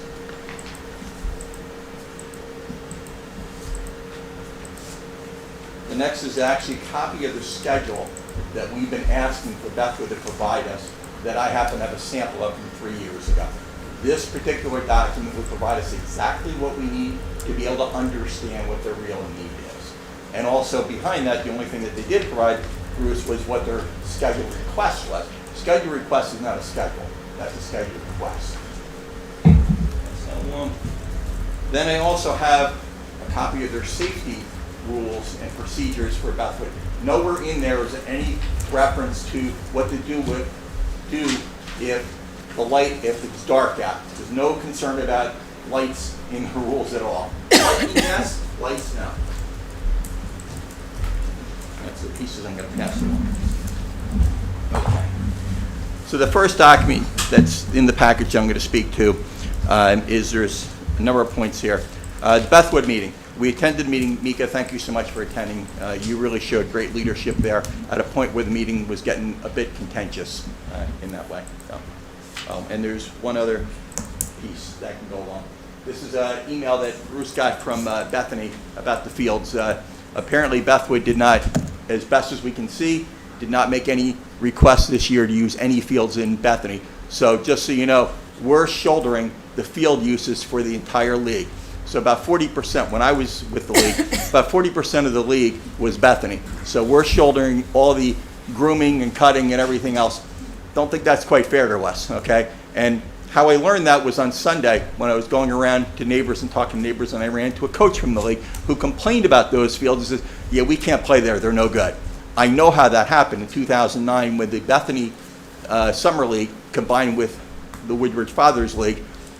The Bethany Summer League was responsible for grooming those fields. Once they combined as one board, no one took responsibility, and that's basically where that took place. I did speak to the Parks and Rec director today, and she was unaware of any use other than, she said, I think they had a couple practices, but other than that, they're not using it. So at the Bethwood meeting on the 3rd, we did leave. We went there believing that we were looking for a compromise of some sort that there was going to be offered, but clearly that was not what was going to take place that night. And as I said, Mika, appreciate you attending there. The second item is misinformation. We continually hear and see misinformation being provided. At COOPOP meetings, we hear board members presenting to COOPOP saying there's 350 kids in the league. Dwight at the meeting on the 3rd said there was 260. I have records just a few years ago, there was 216, 195, 176. So I don't know what the number is. They also, COOPOP referenced that the games are 2 hours in length and they got cut off immediately at 2 hours. And right in the rules that I passed around, there's no 2-hour time limit. In fall ball, in that league, they used to be, because they used to play all the games in orange, where it was 8 o'clock, 10 o'clock, noon, 2, and 4. Understood, that's the way that was. Now fall ball's handled a little bit differently in that way. The other thing is they said at COOPOP, they don't play extra innings. It's in the rules, they play extra innings. The need for fields, Bruce did a really great job at that meeting on the 3rd, asking a number of questions and dispelled the fact that there was not a fields issue in terms of them needing fields. I've been driving around over the last week or two and going to West River and to Acorn and noticing a number of nights when there's no games or only one game going on. So it doesn't look like they're maxed out in that way. Bruce also established that night when he asked about what events you have in your proposal, there's going to be special events. What are the special events? They had none other than, well, we could do opening day at night. Okay, that was the only thing that they came up with. Bruce also questioned him about safety. What safety issues do you have? And none were cited. And one of the reasons for that is if it gets too dark, the umpire calls the game. It's real simple. Okay, so there's not a field issue. I passed around one of the things I kind of thought about is, and really appreciate the Morton Ingstrom email. It kind of reminds me back in 2010 when I delivered the Peter Alleghi email from Italy for the 90-foot diamond. Okay, kind of brought back some memories to me about that. And one of the things I thought about, and I don't know if it was true or not, when they sent this to ordinance, maybe the ordinance, people in the ordinance looked at the current zoning and said, oh, floodlights aren't allowed. Could have been that simple. We don't know that, okay? But right now our current zoning does not permit floodlights, okay? The other thing that I want to point out here is, as I've gone around, I've heard the people who oppose us, there's really a lack of concern for our neighborhood. And, there's a number of things that I'm working on in town right now, and the compassion that our town has for causes and working on things is really heartening to me, and it's really good. This is particularly concerning when I hear, look, And I just read an email that was submitted to Recreation by one of the Recreation commissioners, like, hey, it's not our problem, kind of, is the attitude. And that's really poor, to not care about the traffic on a road and what goes on in our neighborhood. That's really, and I know I was quoted, I think on Facebook, as saying they should be ashamed of themselves. Yeah, the way that we're being treated, yeah, that they should be ashamed of. The other thing I thought about with this is, there's a lot of things in Woodbridge that we have, a lot of amenities, okay? The schools, the trails, there's just so many things why people move here to Woodbridge. And no, there's not lights. There isn't. And that is part of what makes Woodbridge, Woodbridge. Yes, other towns have that, but they also get other things that they probably don't want either. And it's not as if we're denying these kids playing under the lights. I remember when my son played. When you got to play once in a while at a town where they had lights, it was kind of special. So, I've already established there's not a need from the information I've looked at. It's not a need, it's a novelty. And if the reason is that they're trying to build membership by getting more kids to sign up because we're going to be playing night games, it's just not a valid enough argument in my mind. We've already gone over the field usage, and the Bethany thing becomes another issue. Another concern is if you permit this and they're going to play night games during the week in the fall, right now you're currently paying for grooming on a Friday for all weekend. Now you're going to be paying for grooming every single day of the week because you're going to be playing games, so there's an increased cost. And the other thing that I want to just point out here that I discovered, Bethwood's a 501c3. I did a little research online and found out 2 years ago the 2025 returns are not up. 2 years ago, the league lost $35,000. There was a $50,000 odd expense in there for board member fees. That seemed weird. I'm sure there's an explanation for that. And at the time, the league had $111,000 in the bank. These lights apparently are going to cost $380,000. I've heard rumors that the vendor is covering half of this. I'm not sure how. Is it a loan? I don't know. I don't think you can get security interest on town property. The debt service on half of that would, if you figured 7 years, it's equipment, or 7% would be $34,000. Plus, keep in mind, there's going to be electrical costs for lighting those. Can the league afford that, and what's going to take place? Or are we going to have two fields like you go up on 84, you go past going towards Massachusetts, and you see the two desolate fields there that went defunct? I think that's a concern. I think something that needs to be looked at very closely, because this could turn out being a huge liability to the town, okay? So, as I mentioned previously, I served on the board for 20 years. I know a number of the things that the league has done and a lot of the good the league has done, and I feel as though I did a lot of good for the league.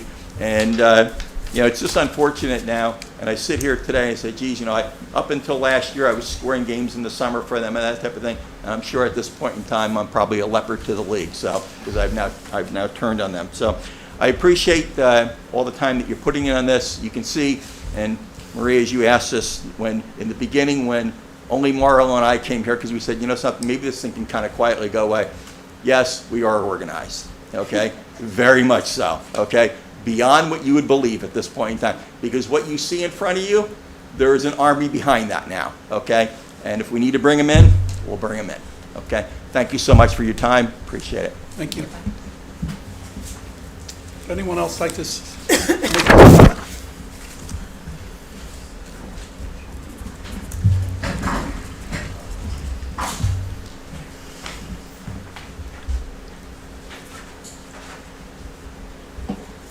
Kathy Wick, Rimmen Road.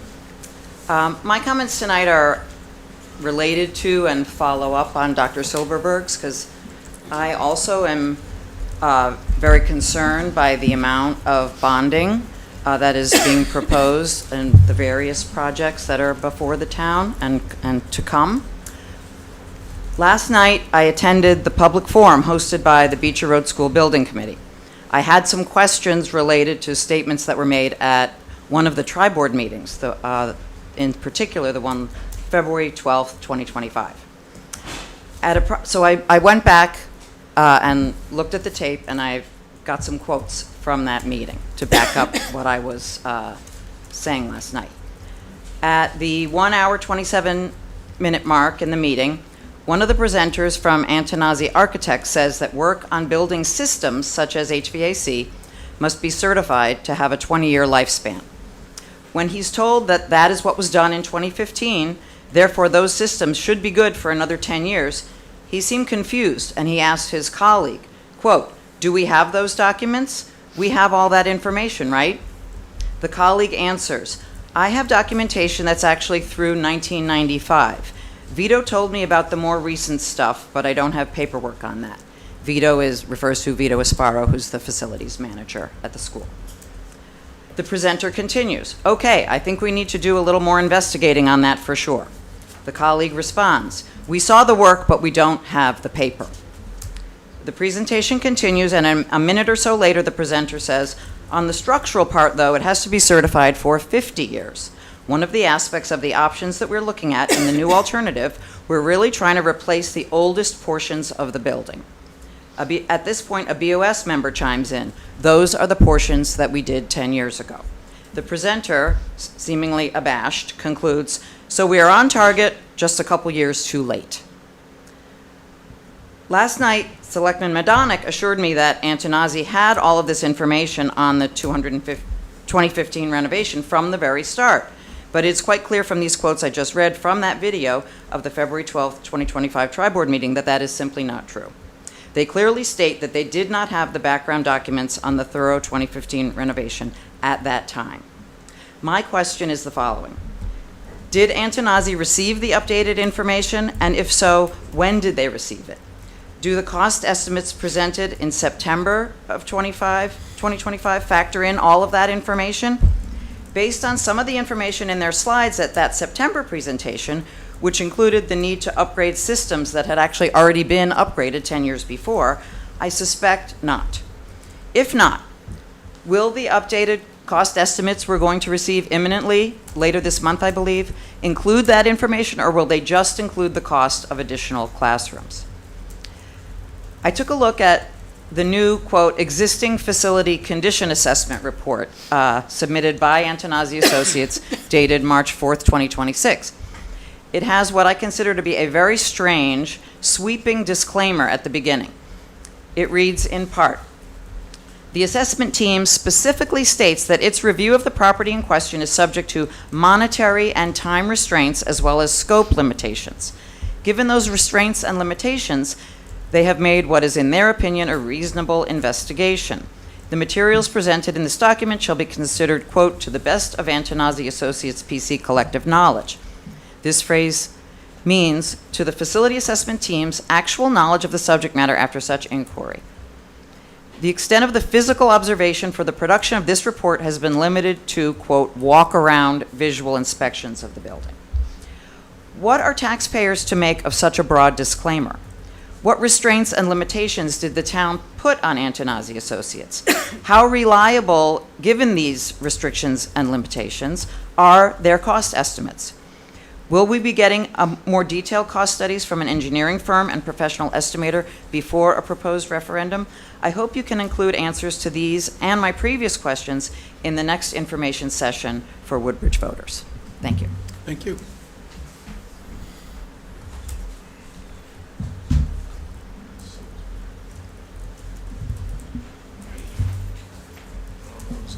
Darius Iwaskowitz, 27 Beecher Road. I'm here in support of the lights at the ball field. I had a lot of emails about how everybody's at the game. You know, it's a baseball season right now, and I think it's one of those situations that obviously there'd be a lot more people here, but they're busy watching their children, which goes by so fast, you know, the moments you have watching them grow up. I don't have any kids at the moment that are playing, but I anticipate in the years to come that there will be more children, and even, I guess they could play softball there as well. There's a light ordinance, there's a noise ordinance. I live across from Beecher Road School. I made my complaints. Vito and Donna have tried everything they can, and I know they'll adjust the lights eventually, and especially with the, hopefully the new projects moving forward. I think that if this had to go to vote, and I honestly think that everybody would vote for it. And like Bob said, you know, his kids already went through it, and maybe his grandkids already did. But I think it's one of the things in life, especially when everybody works so much, that extra hour of you being able to catch your son or daughter do something is is worth the price, and we'll volunteer or donate money, whatever it takes to, everybody's really always worried about money. And even the school gap lunch, if we could do something for that as well, I think it's very important to, help people pay their bills when gas is $5 a gallon. But again, I'm here for the people that can't be, and even for my future grandkids, hopefully. Thank you. Thank you. Would anyone else like to make public comment?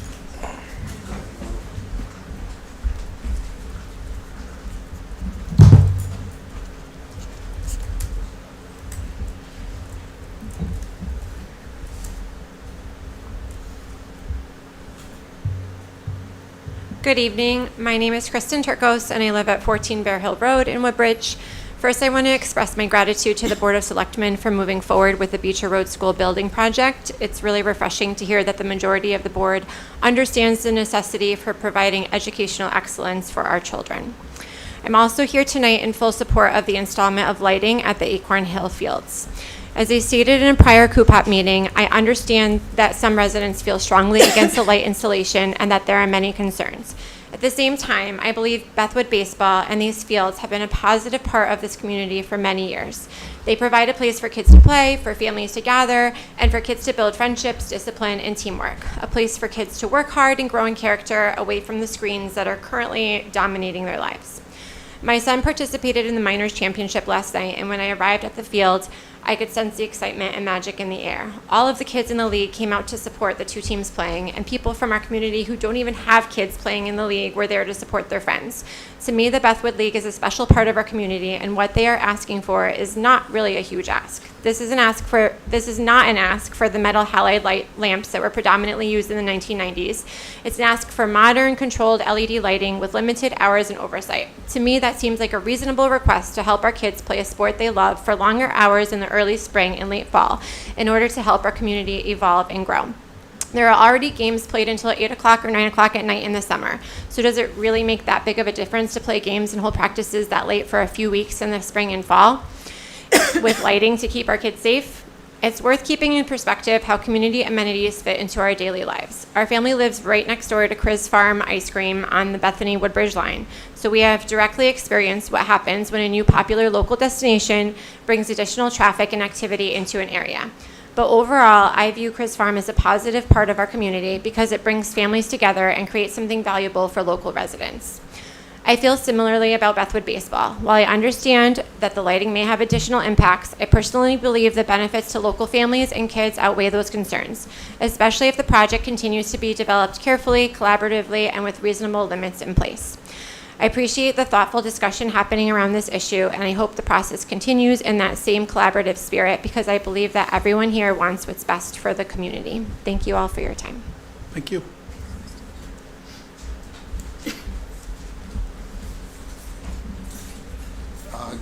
Good evening, everybody. Daniel Delpreet, 11 Maple Vale Drive. Been in town for about 10 years. I don't have anything prepared, but do want to speak to a couple different things. A, I am a commissioner on the board, the Recreation Commission, newly appointed. It is voluntary. I'll say that anything I've done actively to support the lights at Bethwood have been as a taxpayer, a citizen, as a parent. Myself, it's not anything other than that. So when I speak about online, and I did a post today too, because I don't have the time. I apologize to the general with an army. I'm not that prepared and organized. I'm just a father and a worker trying to put some things together. So when presented with the idea of putting lights at Acorn Hill, and I respect everybody's opinion that lives in the area that does, that has those impacts, I think it's brought to the idea to say that perhaps we need a referendum, something to put to town vote where everybody can be exposed to it and see a plan. There definitely needs to be a more thought out process to it. It was highlighted earlier that, a member of the Rec Commission had shared a poll online. Last time I checked at change.org or something that was presented to a group of people looking to build interest in something, I never saw the opposition part of that. So I did learn now through sharing that I should think about it and see and perhaps post, with my position as an appointed member of the Rec Commission. And also I sent a letter to the other night, I couldn't attend the meeting because I had to work, that if members of the community have concerns about speeding, they should bring it to the Woodbridge Police Department. As a member of the Rec Commission, we're tasked with trying to create opportunities to get kids outside, to participate more, to play outside. So when brought to the idea of adding lights to Acorn Hill, to me, it was a no-brainer. But I see there are bigger impacts that need to be brought up. So I think both sides could take the opportunity to see what is best for kids. In respect to discussions that were held in 1995, leaders once said to me that you permit what you promote, or you promote what you permit. So if there was an agreement and a discussion in 1995 about no lighting, no amplified sound, and no ATVs, to date I haven't heard anybody say anything about ATVs across the Acorn Field Hills, but I have been there when games have been announced and music has been played. So if we're allowing music to be played and no one has cared to bring it up to any board or commission since, why lights? So that's why I say, too, to come to the town as a referendum as a whole. You know, this is much different than amplified sound, but if you've allowed amplified sound that wasn't supposed to be allowed, why draw the line at lights? So I think that's why it's a greater position to bring up. And I do thank the board, I thank everybody, and I thank the members of the public that speak out against it, but it's 2026. These kids are stuck on computers, they're stuck on cell phones, they're stuck on all these things. And if we have an opportunity to get them outside as a member of the Rec Commission, that's what I'm going to look to do, and to extend time outside. And then the other gentleman who spoke earlier, some parents can't get to those games, they are stuck at work. So if we can push it to 7, 8 o'clock and have night games and activities, I think that's excellent. I happen to live next to Route 67. People fly up and down it all the time. And we can ask to have officers put out there and people to stop it, but I'm not going to challenge other boards or commissions and things of that nature with it. So I think this is a great town with a great opportunity, and I'm hopeful we can work together and add some lights to get kids outside for a longer period of time. Thank you. Thank you.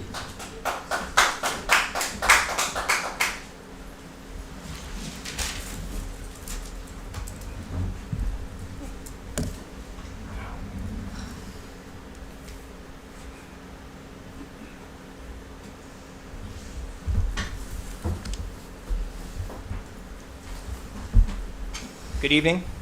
Microphone's good. Robert Zasco, 6 Westward Road. Here to talk a bit about some of the themes you've already heard tonight, so I'll try to be short and sweet with it. But planning. The strategic plan recently published, so thank you for that document. It looks like a great list of things that we should aspire to do. We've obviously got the capital expenditures forecast from 2026 to 2031. Also, a planning document, and there's a couple others in tow as well. What I was hoping to ask this board is to marry these things. We have a strategic plan, but I don't see actionable goals. I don't see the timeline in which we're going to prioritize those. I know in recent past we had a very solid strategic plan in 2024. I don't know where we netted out with actually doing those things. So I think we could do a bit more to tighten that up. If we can't accomplish 6 pages worth of great things, let's figure out what are the key priorities to accomplish so we can communicate that to the public, even maybe bounce those ideas off of the public to see if they agree with those priorities. But there's a cost, of course, to that and a benefit. Marrying that with the forecast, it's quite large. I think there's been a lot of conversation and comments about concern there, myself included. Why are these strategic plan goals impactful or supportive of the capital forecast on top of the annual budget that we have? I think we need a bit more there in terms of tying these things together and making it easy for people to get that information. It took a bit of work to look for these different documents and then massage them and understand them. So certainly that would be a recommendation I have. Last but not least, but we've been talking about growth. I think everybody in town is talking about growth. I see it in newsletters. That has to be a component of this plan, this action item, cost-oriented, what's in it for the town plan. That certainly will have an impact in terms of costs, potential revenues as well, whether it's residential, commercial, a mix of both. But I think that type of document could be really helpful. Thank you. Thank you.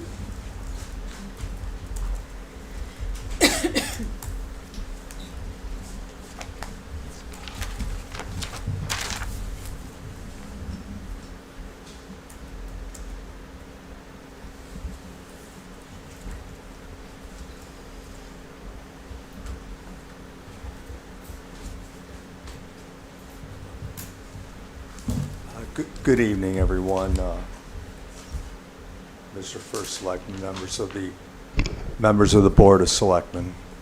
I'm Donald Salato, and I live at 3 Knollwood Road. Last night, I attended the meeting in this room of the Beecher Building Committee, and I want to add, it was a hastily called and poorly noticed meeting, which seems to be a continuing failure of how we conduct business in town. I believe it was sent out maybe on Friday, and even members of the Board of Selectmen didn't receive it. But notwithstanding that, the spokesperson went on and on, quoting from the recommendations and study done by Antonazzi Associates, which seemed to focus, and there were at least 4 or 5 mentions of Cheshire, Connecticut. And if you really want to have lights on ball fields, maybe move to Cheshire. But I was struck by the concentration of outside of the other, excluding Woodbridge, 167 cities and towns, that this outfit that we paid a lot of money for concentrated on Cheshire, which has 29,000 citizens, which has a commercial grand list base of over $4 billion, and has a commercial tax base of 15% to 20% versus the 6 to 7% of Woodbridge. I thought that was voodoo economics. What is interesting to note, though, is that promoting the idea of Cheshire as being a comparable community. There was an article written recently regarding the likelihood of substantial tax increases for the residents of Cheshire with new school building projects. So this was not a question or a comparison of apples to oranges. This was a question of apples to axe handles. I mean, not even in the ballpark, and frankly, an insult to the intelligence. The spokesperson further quoted this Antonazzi study as saying, in order for the impact of the proposed brand new Beecher Road School to be revenue neutral, we needed to acquire or accumulate or aggregate $150 million in assets. I don't know what that means, where it comes from. And then there was the discussion that could be accomplished perhaps with new business growth. Well, I was chair of Town Plan and Zoning from 2001 to 2009, and we put together at the time a town plan of conservation and development. And you know, a review of the last 200 or so years just says that they're not going to build it and they're not going to come. We are a suburban bedroom community with a very, very small commercial tax base, highly unlikely to ever grow significantly to dramatically affect in a positive way the tax structure in this town. As a matter of fact, we have a very unhealthy tax structure in this town insofar as the percentage of the town budget which is borne by residential taxpayers, but that's the buy-in in Woodbridge. And I don't quarrel with that. I quarrel with specious and foolhardy forecasts made by presumably responsible people that we've paid good money to.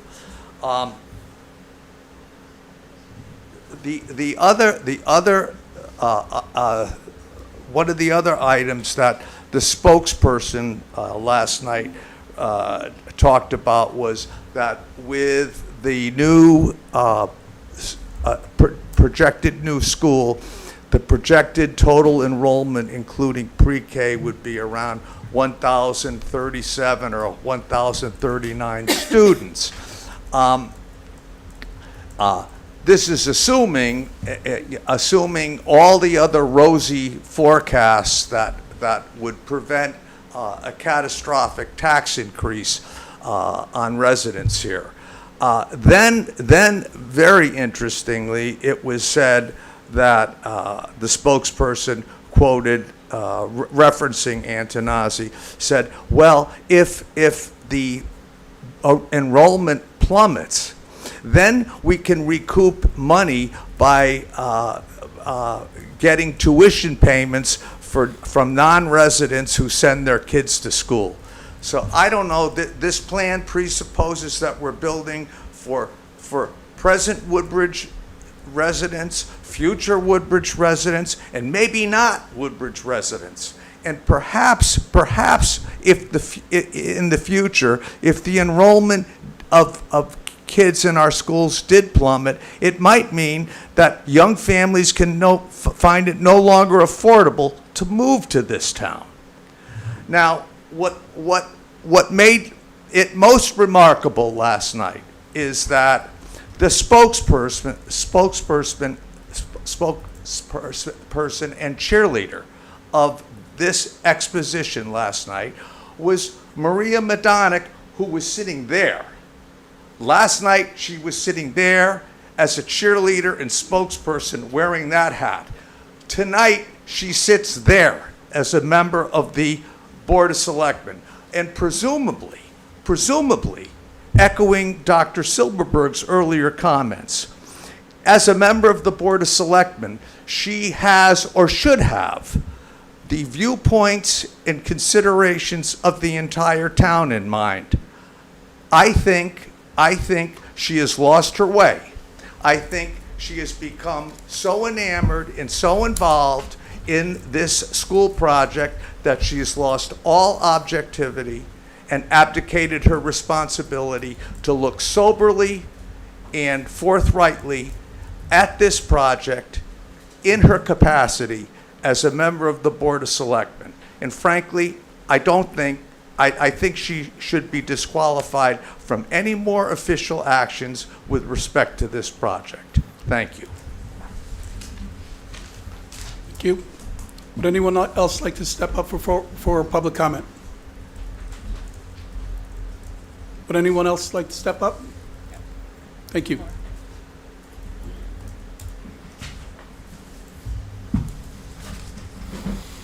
Folks, in the interest of time, I just wanted to remind everyone we're not obviously adhering to our 3 minutes, but please be considerate if you're saying something that's already been said. Just try to temper it or keep the time down. Sure. Thank you, sir.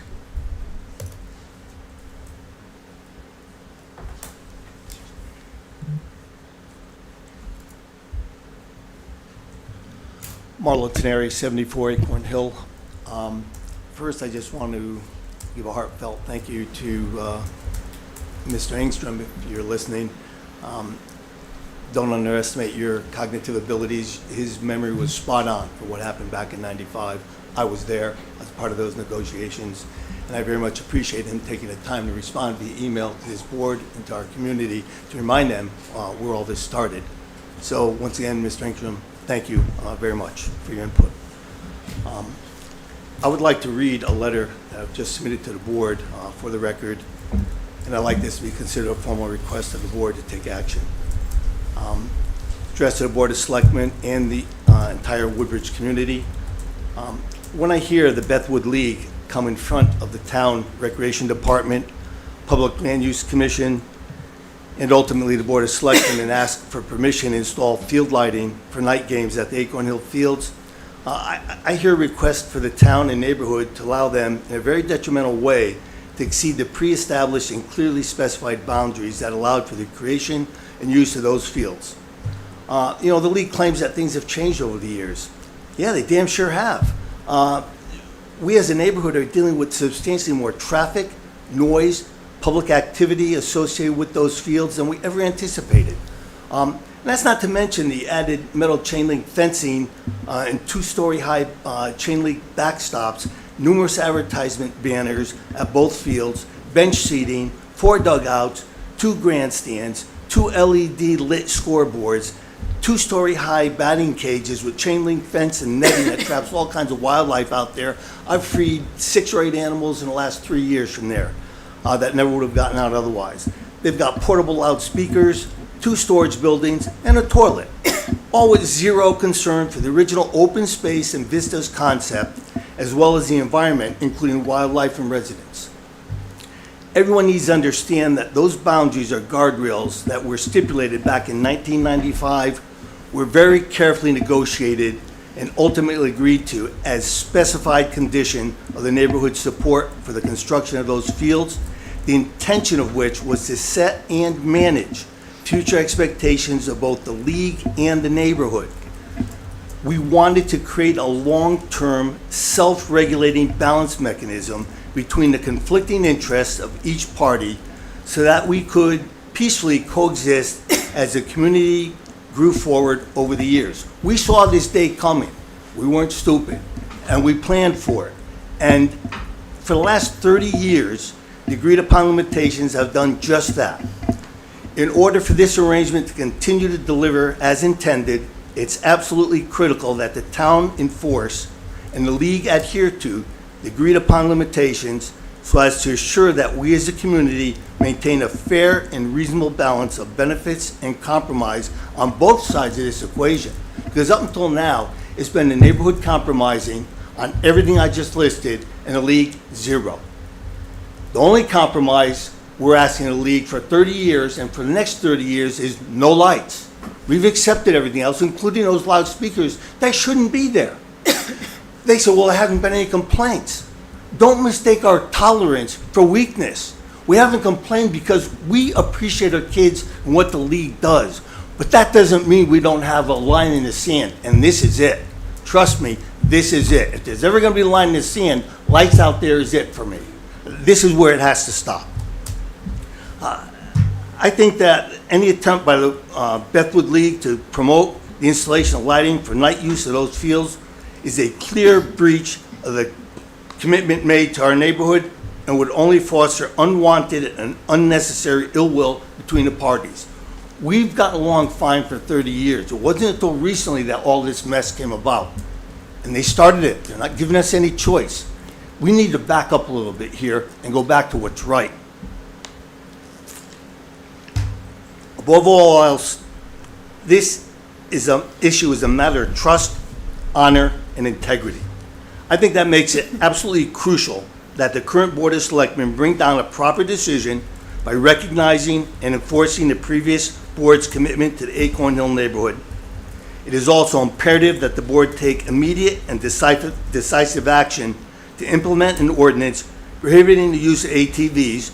And I heard, well, there's never been an incident of ATVs out there. I remember when these fields started, they're getting ripped up by dirt bikes. That's why the gates went in, and that's why there's discussion about that. So they might not have been involved that long, but I have been. There's a reason for all this. And don't think these dirt bikes aren't still out there when nobody's around. I see them ripping up and down the road. They come from Bethany, they come from all over. There's a reason we did what we did, and it still holds true today.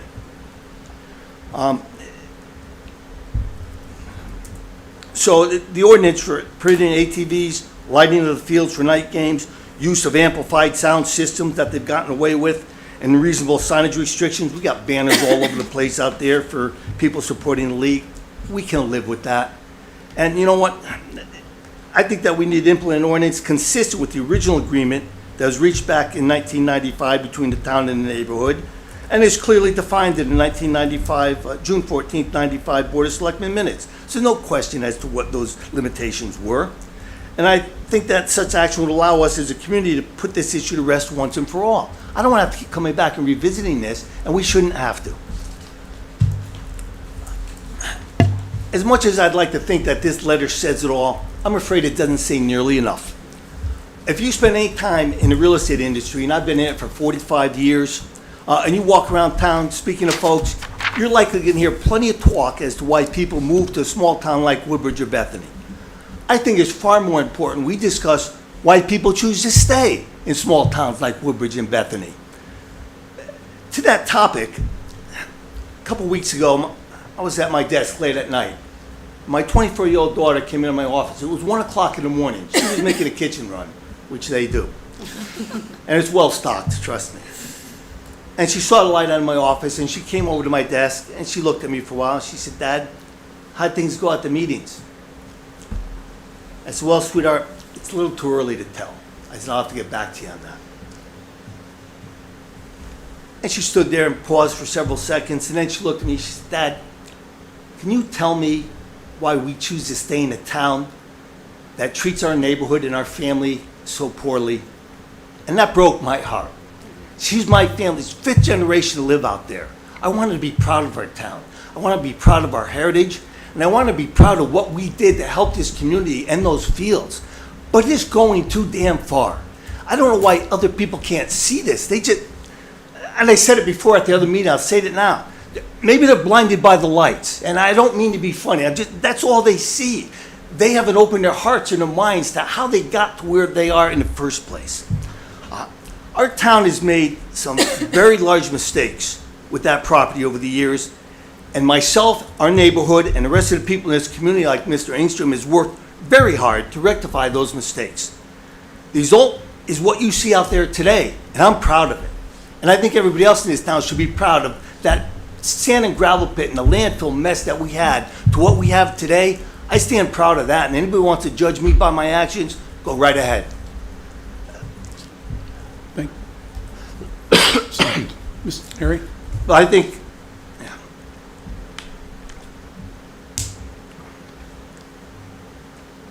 I'm going to ask you to... Don't anybody kid yourself. I think we're at a decisive moment right now that's going to serve to define our neighborhood and this administrative leadership of this town for many years to come. Once those lights go up, they'll be there indefinitely. I don't think anybody in this room is going to live long enough to ever see a day when those lights come down. They're permanent. And I don't think anybody believes that the league plans to spend $380,000 for a light system that will be used sparingly and only when necessary to allow for completion of occasional late-running games. Please, that's not credible. We all know how this is going to pan out. They're going to put up those lights, and next thing you know, they'll be off and running, night games galore, and it's going to be out of control. It was never intended, and Mr. Engstrom said from day one, they knew the limitations of putting it in a residential neighborhood. They knew the adverse impacts if it went too far. They knew that we had that permanent guidelines so that we could live and cohabitate properly as a neighborhood and a league. If we do anything other than what we agreed to back then, the balance is way in the league's favor. It's gone too far. It's already gone too far, and the fact there's no complaints doesn't mean they haven't gone too far. It just means that we're tolerant. So please, all of us, let's make damn sure we get this one right. We can't afford any more mistakes out there. I'm getting too old to keep fixing the town's mistakes. I'm tired. Give us a break. Thank you. Thank you.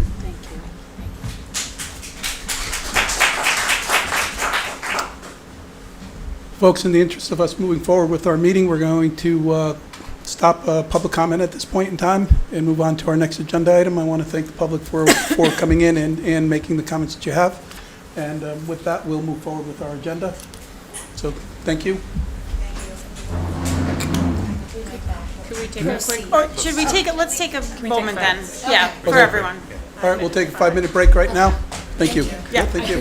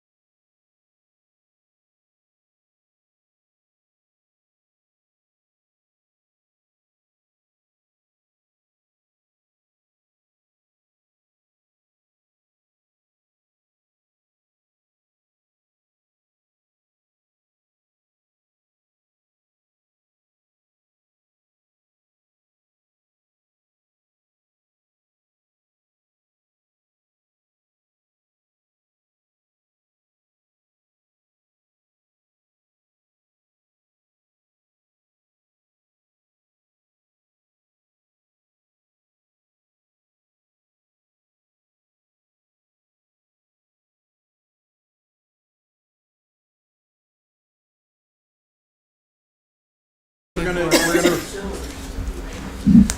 are back from our recess, and we will resume the meeting at this point in time. Our next item on the agenda is the Amity Room 16 use. And there is the document that we had discussed previously in our packet. And at this point in time, we're looking to take action as relates to the document and move forward with the arrangement with Amity to utilize Room 16 for their program. So to that end, I'd like to ask for a motion for us to authorize me as the first selectman to sign the lease with Amity and move forward with this. So moved. Is there a second? I'll second. Thank you. Discussion. I brought up two concerns to Nick, and I'll share them with all of you. In paragraph 7H, there is a word missing, and it's a verb about background checks. And it seems to me we should be clear on what we are asking Amity to do with respect to background checks on people who will be in our building. So we need a verb there. And I don't know whether it's to undergo background checks, pass background checks, what it is. Which letter is it, Amy? Paragraph 7H. H is in Harry. It's a verb missing. And then in paragraph 15, under indemnification, Amity is limited to willful misconduct, and we are not. And that's not parallel. I'm sorry, Usually in these things they are. I didn't catch that. Paragraph 15. Thank you. Asking the question, why is Amity limited to willful misconduct is the term, and then we are not. I'm trying to get it up on my screen. So basically it appears that there's less, there's more willful misconduct is all the board is being indemnified for, but the town has to indemnify the board for any sort of claim that arises to any sort of misconduct that rises to a claim. So it's not equal in terms of who's indemnifying who. I know Doug, who this board has met several times, and I pulled up the red line here, Amy, had a pretty extensive review of this document when we first received it from Amity. But on this particular question, I am not aware why there's a deviation between these two indemnification provisions. And I think that's a fair question, and it should be equilateral unless there's some reason that I'm not aware of. So, any suggestions as to how we make it so? I think we follow up with, we either echo the same language that each body is indemnifying the other body to the same extent. I don't know as we sit here today if that's something that's acceptable to Amity. Understood. So I would propose that change, and I can follow. Doug's on vacation through the end of the week, but I can pursue these two questions and bring it back to the board. And is there a word you would suggest for the missing verb? It looks to me like, I mean, unless there's some you ladies may know better. What kind of background checks should we be providing? I think the intention is just that to arrange for all employees of the district who are going to work in this program to take background checks in compliance with the policies set forth by the Submit town. is the word that's been used in language that I've seen. Undergo. I also think by the Board of Ed. Undergo or Yeah, pass or what is it? anyone who's employed by the Board of Education has to undergo fingerprinting and But all, is that all of those things. undergo is the right word? Yeah, I don't know what the right word is. Yeah, I think Verb that's is. That's that's what I'm fine. asking. There's no verb. What is the verb? Right. I think And it's they wouldn't need to do anything special for this. It would just be, they have to do it as a condition of their employment in the district. Yeah. And so it would just be providing us that information. I don't have it in front of me. I had some problems with the computer. So what did that particular arrange for all employees of the district employed to work in the program in what it says, is to background checks in Right. compliance It's a with missing policies set forth by the town and Amity Regional School District and the Connecticut General Statutes. Arrange for all employees of the district employed to work in the program to undergo background checks in compliance with the... Or to complete You a all background say check. that's the standard language, I'm okay with it. It's just, there had to be a verb. Right, but my question is, I don't even know if they have to undergo it because they have to do that anyway, or if it's just that Amity provides us that information. Do you know what I mean? Like, we're not necessarily the verb in asking them, do you know what I mean? We're not asking them to do it again, we're just making sure that their personnel file with Amity is in compliance. No one has any contact with any students in a school building without undergoing a background Well, that's check. why I thought it was Substitute important teachers, for us to everybody, yeah. clarify this, because, I mean, Yeah, there's some so also Yeah, I think some- the district I is came up probably- with some nits that are nits, but that would not preclude us signing it. But I think, for me personally, I think that's a substantive issue, as is the Yeah, I indemnification think, issue. right, overall, we want to make sure that anyone who's here has taken the Yeah. background check.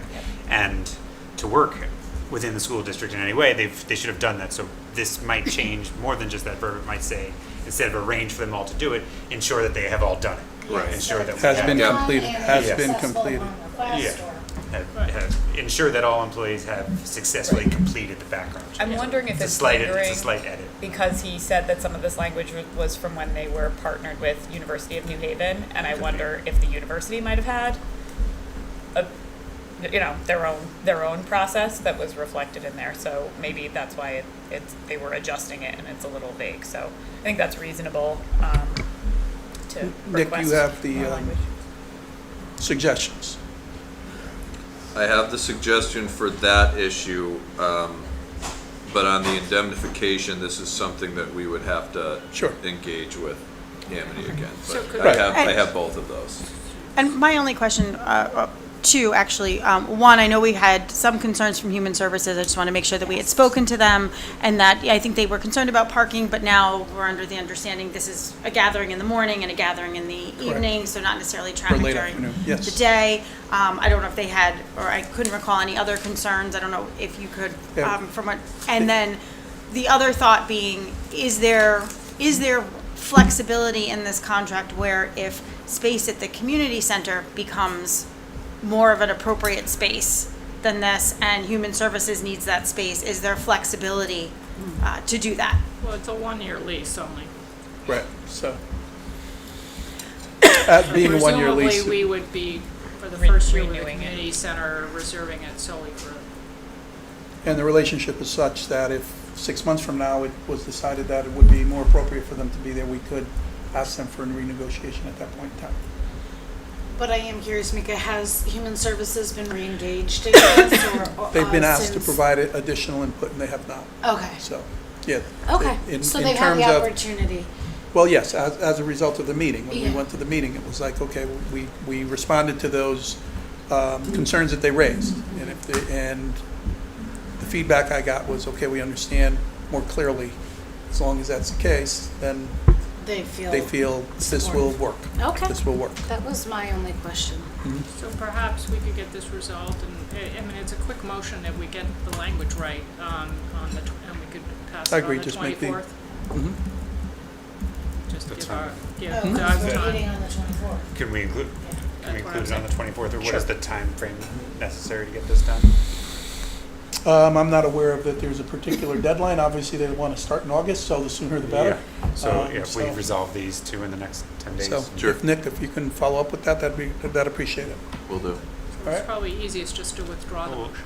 Did I make the motion? You did. You make? All right, then I will withdraw I will withdraw the motion. And we'll table the issue until such time as we make the changes as we've just discussed. Thank you, sir. Very good. Next item on the agenda is the Lucy Street lease. And you can imagine I have a few things on that too. So We've had it's the a lease for question. quite some time now, though. Yeah. We've really been reviewing this lease for quite some time. Yeah, well, these are just actually, there's a way, I'm not necessarily saying I think we're precluded from signing it. I do think there's an obligation of this board to understand some key provisions. And also there's different timeframes for the lease versus the tax agreement, and I would like to understand why. So there's some questions that I have that Sure. doesn't necessarily mean not going forward, but I do think if you want to put a motion on the table, then I think we need to have some discussion. I'm happy to make a motion for us to move forward and call for a special town meeting for the purpose of authorizing the lease agreement with New Samaritan for the lease of the property at 19 Lucy Street, the Warner Complex. Second. Thank you. So, questions, Amy? Okay, so. Now, well, let me answer I think what you referred to as far as the difference, and Nick, you might be able to respond to this as well. But there's state statute that limits the amount of years that we can actually go as relates, and there's another change that we need to talk about, as relates to the tax agreement. So the 30 years, the reason there's a difference is because of that. And Nick can explain that a little bit more. The tax agreement can only go 30 years by the statute that enables it. And the New Samaritan is familiar with, it was aware of that. Okay, and so the ground lease, though, is 70 years for the 30-year extension? Correct. Which is really primarily at their option. Correct. The building is still standing. Okay, so then just a couple of things going through this process. I want to say, first of all, thank you that there is now language that contemplates that our government might not be a first selectman and a board of selectmen some 70, maybe even 30 years from now. So there is a provision for that, which is helpful. There is a provision on page 4, Article 3, that provides that it says that the tenant, New Samaritan, shall set aside all the units for rental exclusively to low-income income persons. But it then says, however, if during the term tenant intends to set aside less than that, tenant shall first obtain the landlord's consent. And I'm trying to understand why that's even in there, particularly as it's a pretty tight time frame for consent, because consent of the landlord on page 25 basically says if you don't do anything within 45 days, it's deemed to be consented. So I don't know whether that, I'm not expecting from what we've heard for this to be an issue, but I thought everybody here should be aware of it, that, they have an out. And they have a pretty tight time frame for consent. And the consent is my concern. It's on page 25, and it says that we will not unreasonably withhold or delay consent, and if they request consent, we have to reply within 45 days. Unless within 45 days we've voted to deny the request or held a meeting and decided to think about it further. I mean, I think we can do that, but I just want you all, it's a contract, so just understand it. Was there any discussion of why that's in there? Is it just sort of eventualities?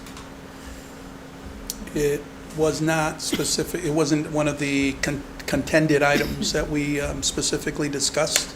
And I simply don't recall whether it was something that was in there previously. Was this drafted by New Samaritan or by us? No, it was primarily, there was the two attorneys both worked on this off of the existing lease. From the prior lease. Correct. Okay. So it was a combination of input from both as to the document. Okay. My only concern there is, as I understand that, if I was them, I would want something along those lines because things change. It is a 70-year with a 30-year, it's like you said, Yep. A lot can change within the amount of time we're talking about, and obviously you want something in there that at least affords you the ability to change with mutual consent. The only thing I would even consider as, to go back to them with is the 45 days versus 60 days or 90 days or something along those lines. That's up to you all, but that's what it is right now. It's 45 days. I just think, look, we have plenty of lawyers in this town. We're going to a special town meeting. I think you have to anticipate there might be somebody who had read this Understood. document. So I'd like to go through a few things just to make sure we're all aware of them before we vote on sending it to a special town meeting. Under insurance, under page 6, it has a liability insurance. And Mika, I would just ask, and doesn't preclude voting tonight, but I think Tony needs to be providing information to assure that these limits for insurance that are protecting the town are what is actually our insurance broker thinks are reasonable. And I don't know the answer to that question. So it's basically, it's not less than $10 million for a single limit with respect to personal and bodily injury or death. And then it's not less than $1 million with respect to property damage. I And believe these our are insurance things, limits exceed this already. but this is what the tenant will get. Mhm. So that's why I'm saying I just want to make sure that is what we're leasing it. They're basically, we want them to be the one who insure against this stuff. We don't want to have to insure Right. against it. We don't want them to come after us because we're the people with That's a an item. general fund balance and the capacity to raise $60 million in a single year. So I can tell you the insurance is something that Tony has reviewed. That was one of the items that we did Okay. review with the lawyers in New Samaritan. And I'm just anticipating in a town meeting, if he's not gonna be there because he's now part-time, you should have the answer to that question. That's all I'm saying. That it has been reviewed and that our folks have said it would be, that's reasonable limits. Not a problem. Because, we're the back, we're the big pocket. So there's a provision that provides that a number of things shall provide a default. And Where are you, Amy? so where I am is, there's a list on page 19 of 37 of a number of things that provide for a default. And again, it's a matter of being aware, like even failing to pay rent or something then starts a default process. That's pretty standard. But there is a provision under this that when you go further that provides that if you get to page 23, section 22-04, if there's a foreclosure, that the mortgage company can assign the lease or provide for a new lease. So this is a question of if they actually, New Samaritan goes downhill. Just be aware that there's some ability for them to go ahead and the mortgage broker, the person holding the mortgage, just assign it to somebody else. I'm not saying it's likely, I'm just saying that's the way these things work. And so I trust we've done our due diligence about New Samaritan, and I was very happy to hear, and how healthy they are. I was very happy to hear that the residents are happy. And presumably they received some information that they could share with us from New Samaritan. Isn't it in most mortgage documents too that they have a right to sell your, good, bad, or Mine was sold for like that? the next day. Right, When I I mean, bought they're my talking house. about talking about getting a mortgage for Chaffa. I'm just saying, it's a 70-year lease, but, within it, it's the capability it'll get passed on to Right. somebody. And we might not, as the town, might not have a say. That's all. It's just being aware as you go through this document what Right. is in here. The consent of the landlord was the big one for me, which is page 25, as I said, 37. I don't see why we couldn't meet at least, or whatever government it is, at least hold a meeting at which the tenant's request was discussed and at which the Board of Selectmen, or whatever we are at that point, continue the discussion to be held within not more than 3 weeks, right? So you do have a provision where if you, at least you started the discussion, you get another 3 weeks, which gets us past 60 days. But again, just wanted people to be aware. And the best language of all in this document, in my view, is the language conventions, section 27-01, which provides for the idea that our form of government will change. so such as a first selectman becoming a mayor or whatever. That's very important when you're talking about a 70-year time frame. And then when it comes to the tax agreement, Nick, you may say this is a nit, but fine. on page 31 of 37, Take paragraph recitals I, it refers to two definitions. They call them phrases as defined in the lease. It refers to elderly persons and of low income. Yeah, I think that's the It- wrong term. It's low-income persons. right? Exactly. Yeah. It's elderly persons and low-income persons. It's Yeah. not elderly persons of low income. It's not defined. Good So, catch. Thank you. sorry. It's the way my brain works. Amy, don't apologize yeah. for being thorough Yeah, please don't. and Okay. doing hard work. I admit I skim some things. This is, I'll just tell you, these types of documents are the hardest ones for me Yeah. to read through for this board because, Nick, I don't know how you, like, You get used to Well, it. that's why we have Doug here. That's Yeah. why we have Doug. It's very much why we have Doug. there's so specialty. much. And it is his specialty. And then the He last, takes great pride in his contracts, if you ever. Well- I will tell you. Good. A contractor should. the last thing I would say, I think the 5% is very reasonable for us for what we are achieving. 5% alternative for taxes. The only thing that I'm a little confused about with respect to this is when the woman from New Samaritan came here, she talked about two options with respect to how they would staff or not staff the site. And certainly the gentleman who lives in New Samaritan seems to be contemplating that they will be getting substantial support as part of their rental terms. So I just want to understand whether this 5% includes that, because it doesn't say it anywhere in the document. It includes what they provide and what they've already spoken to the tenants about.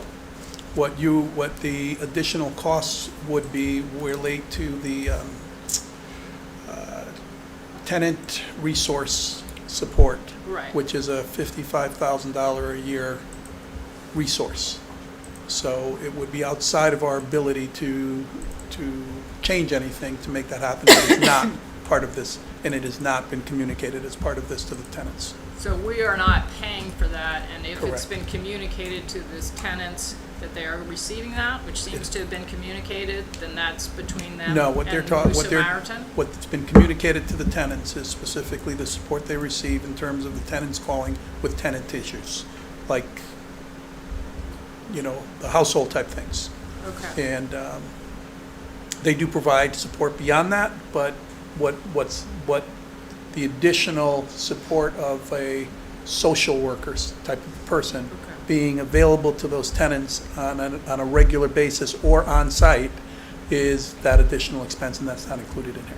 Okay, so that's not included. So Correct. as this gentleman said is happening now, they rely on human services. Correct. I would Correct. just ask that we make sure that the tenants understand that. Done. Because I think that's important. Done. So, is that fair? Okay. So, thank you for letting me walk through that. So what does this mean for our action? Should we? We do need to, this needs to go, we can modify based, for example, the language that you mentioned as far as elderly persons. I'll verify with Tony as far as the insurance is concerned. I don't know that there was any substantive change that needs to happen here. I think you just have to decide whether you want to outline to people what the deal is when we go to special town meeting or not. We would have a full presentation. In which case, I've highlighted for you some of what I Appreciate think it. are important factors. At the special town meeting, we would have a full presentation from New Samaritan, and I'm hopeful that Chaffa would be there as well. So as to make sure that everyone who's engaged in this is aware, and any questions that come up can be answered. Right, and what is, I think, perhaps relevant to residents, but is not relevant to these documents, is what changes it means in terms of the affordable units that we have that are recognized by the state. I'm not sure, say that again? What affordable unit count we have that is recognized by the state as a result of entering into this new. It depends on what you're talking about. As far as affordable unit recognized by the state, these are already all included in that number. As far as affordable units that go toward points for a moratorium, they are not included currently. Only 6 of them are included in that number. So they would increase here. And New Smyrna will provide us details as relates to if anything's not 80%. So if there's incomes less than that, which based on the system as far as I know it, would give you more points, they'll let us know that. I'm just anticipating people will be asking that question, so I'm saying we should have information to provide. We do. Yeah. So the next question becomes, when do we want to schedule a call for the special town meeting? Is there a number of days between now and, I feel like there's at least 10 days that we need to do it. It actually works back from the date you set. So the date you set can't be, you can't notify people more than 30 days before or within 5 days of. So you have to correct me if I'm wrong. So we choose the date and then right. I wonder, so we have our regular meeting on July 8th. Sometimes our meetings run fairly long, but I wonder if we might be able to set a special town meeting for, say, like 7:30 p.m. on that date. That would allow people to get there in the evening and not set another date that's later in the summer. It might be harder for people to get to. Might be a challenge only in that, depending on what we do from an agenda standpoint for the 7th, and we've got a couple of things already that we talked about today, as far as agenda is concerned, because the quorum required for a special town meeting is 100 people. So you'd have it someplace else. If it's something the board wants to consider, I'm always happy to try to shorten the agenda, but it just depends on what we want to cover, or what we have to cover. Do we have a public calendar of what's going on that week? Obviously, we can't do it 4th of July, and I just, weekend. I, again, won't be here, but I actually, I mean, I would like to, obviously vote in support of this, but I do appreciate if this were to be scheduled on that time, because then I wouldn't be missing a lot of other items on the agenda, if that's taking up a bulk of the agenda, if that adds up. Not like my schedule should be the primary consideration, but. As far as that week is concerned, Amy, I don't see other boards and commissions that are meeting or have anything on that Wednesday. What about the following week? But I don't know from a community calendar standpoint if there's, and I can check that That's what I was real talking quick. about, community calendar. Yeah, On the there's 8th. not, listen, it's the July 11th is the big 250th event that following weekend. I don't see anything the following week. July 7th is the town concert. The concert's on the green, yep. And then you'll have to mail notice to every household as well, because it's required. But keep in The only mind, thing- if there's a weather delay with the concert, remember, they postponed it to the Wednesday. Last summer, we had a meeting when they had their Remember? schedule. So maybe Tuesday, Wednesday. And it was kind of fun. It was. Also kind of distracting. Also very loud. Yeah. What about doing it, let's see if I get my date, Monday the 13th of July? Because I am a little concerned that people will have taken the week after the 4th of July off. So smack in the middle of July might be a little better for getting people to attend. Library and zoning board of appeals meet on the 13th. But the 13th is, the Monday. That's Monday the 13th. What about 16th, Thursday the 16th? I won't, actually, the 13th I'll be away. You're not here? I'm away on the 13th. What about Monday the 20th? As we're moving through July. Now we're getting farther away. I guess that's why I was focused on the 8th, but I On the understand that 8th. you won't be there. No, but but what I'm saying is I don't think it's an issue. In fact, I think that could work well, because then There'll be less things on the there's less things on Exactly, the agenda, and I think The July 20th is police commission at 4, fire at 6, and housing at 6:30. What Oh, day? geez, What that's a day? big The one. 20th On the is a big 20th. night, Yeah. What about the 9th, Thursday the 9th? The Thursday the 9th. 9th. economic development. EDC at 6.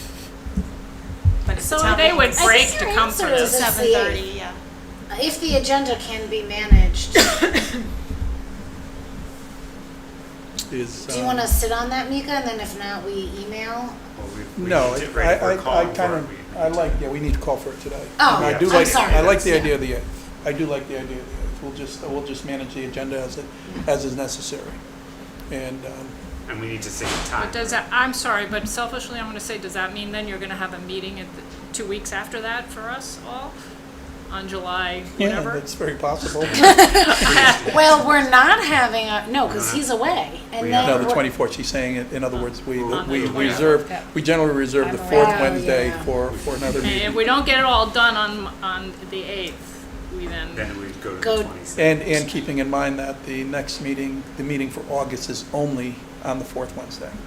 Yes. We're not meeting on the 2nd Wednesday in August, so I'd still like to go with the 8th. We'll manage it. And then we'll keep, I'm sorry, is it July 22nd or 29th we keep open for special? 22nd, 4th. Okay, 4th. I'll just Yep. note that now. And obviously, I'd like to see us move on this sooner rather than later. I believe that's that. fine, but I yeah. do think it'll be an hour-long town meeting, because if they're I gonna agree. do a presentation. Yes, I agree with you. Nothing starts on Yeah. time and everything else. At least. Especially if you have 100 or more people. Yeah. Yeah. So, All right. So then- 7:30 on the. 7:30 on July 8th. So then we're already in the window to announce, correct? Not more than yeah, 30, it not is. less than 5? Yes. Okay. Can we get the mailing done? Who's the new Yes, we can. executive assistant? Yes, we can. Well, the town clerk might be The able to. flowers have already been handed off, so. Yes, we can. Okay. Okay. Great. So we have a motion. We don't have a date. So we have Date. to- So yeah, I would, as a friendly amendment to the motion, to add I would, oh, I that made we the state motion, the date. actually. Offer that we have the Allison, I special did town make the- meeting on July 8th at 7:30 PM. I made the motion, correct?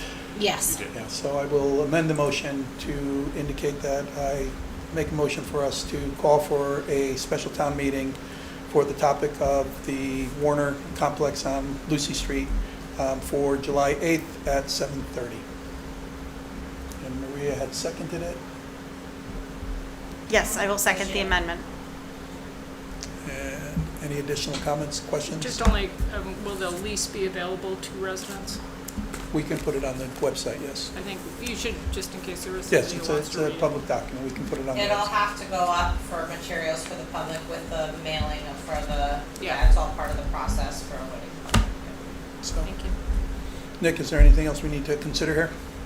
I don't believe so. No? I've made the change, as we discussed, so I think we're okay to proceed. We just You gotta mean make for sure the- we cover the, Just the definitional change, you mean? in the tax agreement. Yeah. It just should be low-income persons, because that phrase includes elderly Okay. persons. Yeah, that's fine. All right. Thank you. With that, I'll call for a vote. All in favor? Motion carries. Thank you very much. Thank you. That's A lot of work. exciting. That is very exciting, Mhm. very exciting. Okay, next item on our agenda is the Acorn Hill Field Lighting Process Discussion. I'll preface this by saying this discussion is specifically to discuss the process, not for us to get into the pros and cons and/or our anything that we feel about it, but rather I have consulted with Nick in regards to the process. I have indicated, I'll tell this board, I have indicated to them, both sides. At the meeting that I was attending, and anyone who's approached me about this, my response has been from my perspective, and then I've made certain to be clear that this is my perspective, I'm not speaking on behalf of the board, that there is enough documentation that I've seen that makes it very clear that the intent was to, for the conditions for putting in the field was no lights on the field was one of the conditions made. So whether there's an ordinance or not is not of material in terms of the process we go forward with, which would, in my opinion, call for us to follow the process as if we were establishing a new ordinance. And that ordinance would either be to prohibit the lights or to what the conditions are related to approving the lights, whatever that may come out, whatever may come out of that. I've also talked to Nick about the process as to whether or not it is a board decision or whether it is a special town meeting. In this case, we could call a special town meeting and potentially even call a referendum, if that's what we would like to do. And so those are the options as relates to what we can do on this. Again, speaking for myself, referendum seems, just based on what I've heard so far, a referendum might be the direction to go in this. And but that's ahead of us. I think the next steps is for us to call for public hearings and get a forum with the residents to start to collect as much information as possible. CUPOP has provided us some materials that they've put together for informational purposes, so we can start to look through that material, but they have not provided us a final report and/or any kind of a recommendation. So we would want that. I'd also have asked the Recreation to consider what's going on here and provide us some input from a recreation standpoint. So that's where we are at this point. So if I could just add, I actually see it doesn't say process update, it just says discussion. So No, it says. It says process It says discussion. process discussion. Okay. Well, No, it says process update. Okay, well, the hard copy that I just picked up over there says I don't know, it seems like there are a couple different versions Yes, of there this are. agenda. Which one do you have that came I have the over? one that was over there. Right, which is lighting discussion, right? Mine, I have lighting process discussion. I have lighting process discussion, And then yes. Beecher The process building update project is for process Beecher. Okay. Yeah. Well, in terms of process, may I make a couple of recommendations? Please. One is, I think we all should be cognizant that CUPOP not only made a recommendation for lights to be included for Acorn Hill, but also for Pease Park and the POCD. So we're not talking about just lights in one place. In fact, I think as a practical matter, this is the beginning of talking about lights on all the fields that we have in town. The other thing, though, is a process-specific suggestion for you, Mika. When you look at the 1995 record of the Board of Selectmen minutes, not only was Mr. Engstrom present, but so was Dwight Rowland, who we've heard about this evening. And in fact, Dwight was on the committee. The ball field design committee presentation, Mr. Engstrom, chairman, introduced the committee, Steve Miller, Steve Sharonik, Robert Blank, and Dwight Rowland. And then Mr. Engstrom said, in the context of it, a presentation describing the proposed land, said that the fields would not be lighted. And this is my point. This is turning into a very contentious issue between residents, and I don't think it should be. And I don't think it should go to referendum. I think the question is not so much what was the representation made by the selectmen, what was the promises made by selectmen, but what was the promise made by the advocates for baseball back in 1995, including Dwight Rowland, who I consider to do a great job with baseball. I've seen him do it for many, many years, but he was one of the people on the committee who said the fields would not be lighted. And what I think this is about really is a commitment of resident to resident. And I think I think the baseball people should back off.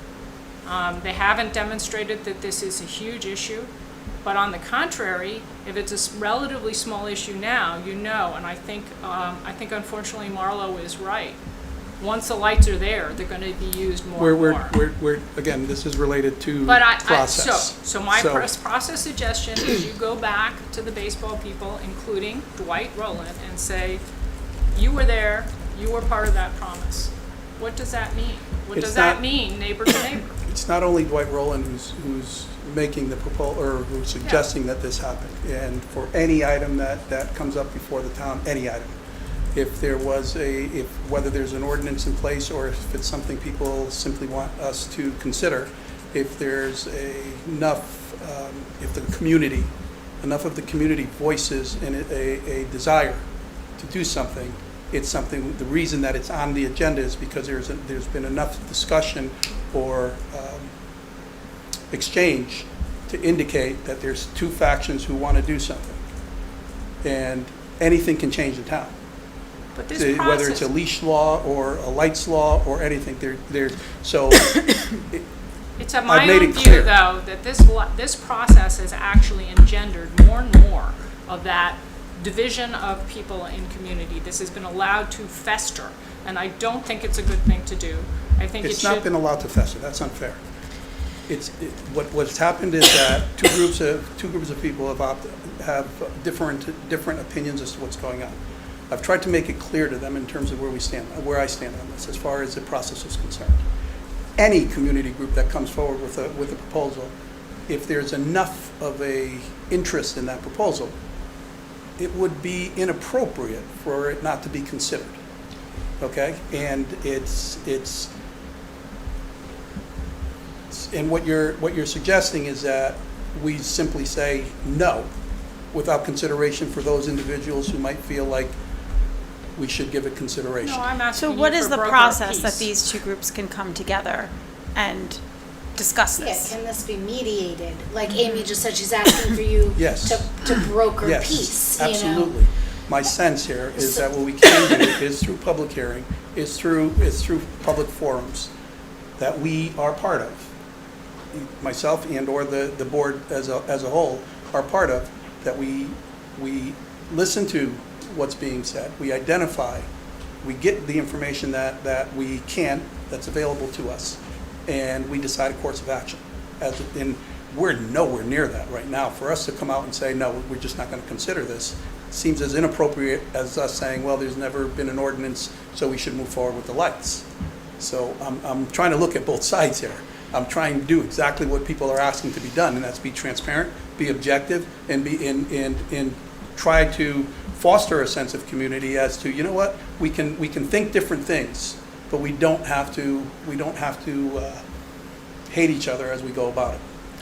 I'm not So- suggesting you are fomenting hate, not at all, but what I am saying is that, I mean, a referendum is the ultimate of just letting the voters decide, and I don't, and pitting voters to voters, and we've already got, we've got a survey, and then we now have a contrary petition, and I mean, my own view is the commitment is not just between the town and the residents of Acorn Field. There were representatives of baseball there. I would like to add, to quote a public comment made, I believe, by Mr. Driscoll, if I got that name right, this issue is not just land use, it's trust. And so, and that really resonated with me, and I think speaks to this homage and the minutes from 1995 and the promise that was made, not just by the town, but by as Amy pointed out, but by the ball players, by the league.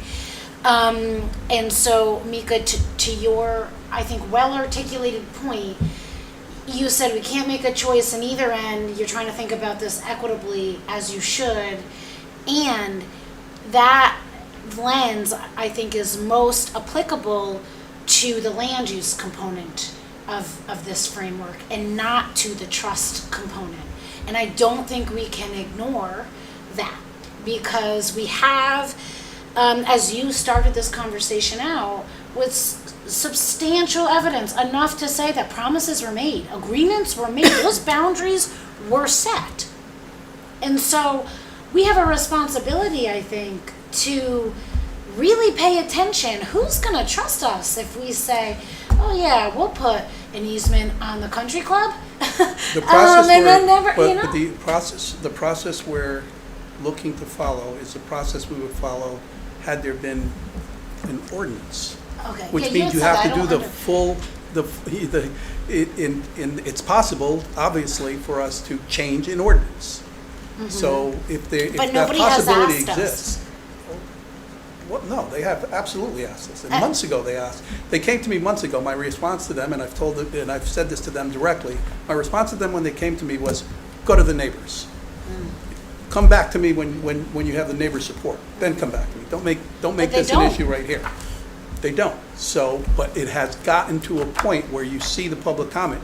We haven't had public comment like this for quite some time. I know. So it's not a topic that I think we just ignore. We continue to, Yeah, I wasn't and say, no, I know you won't. I know you won't. But what I'm suggesting is that there is indeed a process. Okay. And we follow the process. And that does include public hearings, forums, and hearing the public and getting as much information as we can to determine what course of action we take.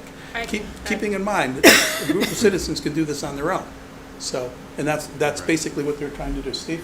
So, Amy, if I understand your point, your idea is that the process could be that we cut this off now because there's a clear agreement in place, and that a piece could be brokered or try And to work something. meanwhile, can work on an ordinance or.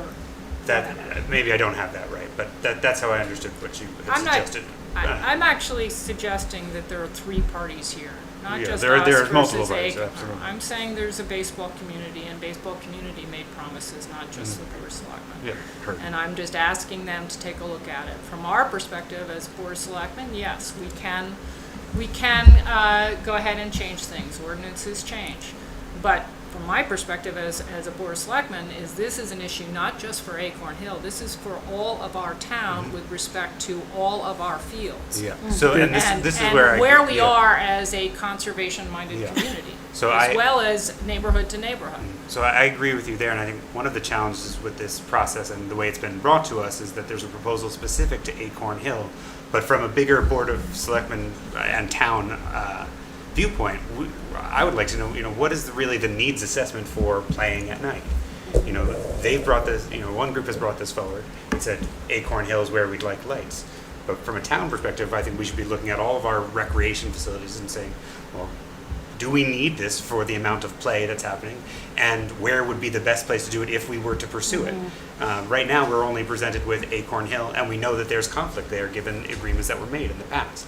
So I would want us to take a holistic look at our recreation in town as part of this process, and not simply a binary yes or no at Acorn. It's a, do we need this in town? And if so, where is the best place for it? And if the best place is Acorn, but we have an agreement that says we shouldn't do it, then we should be following that path. But I would like to look at this as more than a simple binary yes or no at Acorn. What are our real needs? And that's where I'd like also support from recreation. If they're providing us with information, if Coopop is providing us information, it shouldn't really be a single lens at Acorn, yes or no. It should be, what are our needs in town? How many people are playing? What's the likely future playing? Where's the best place for it if we're going to have it? And Additionally, because it's in the POCD doesn't mean it's something that we're going to do.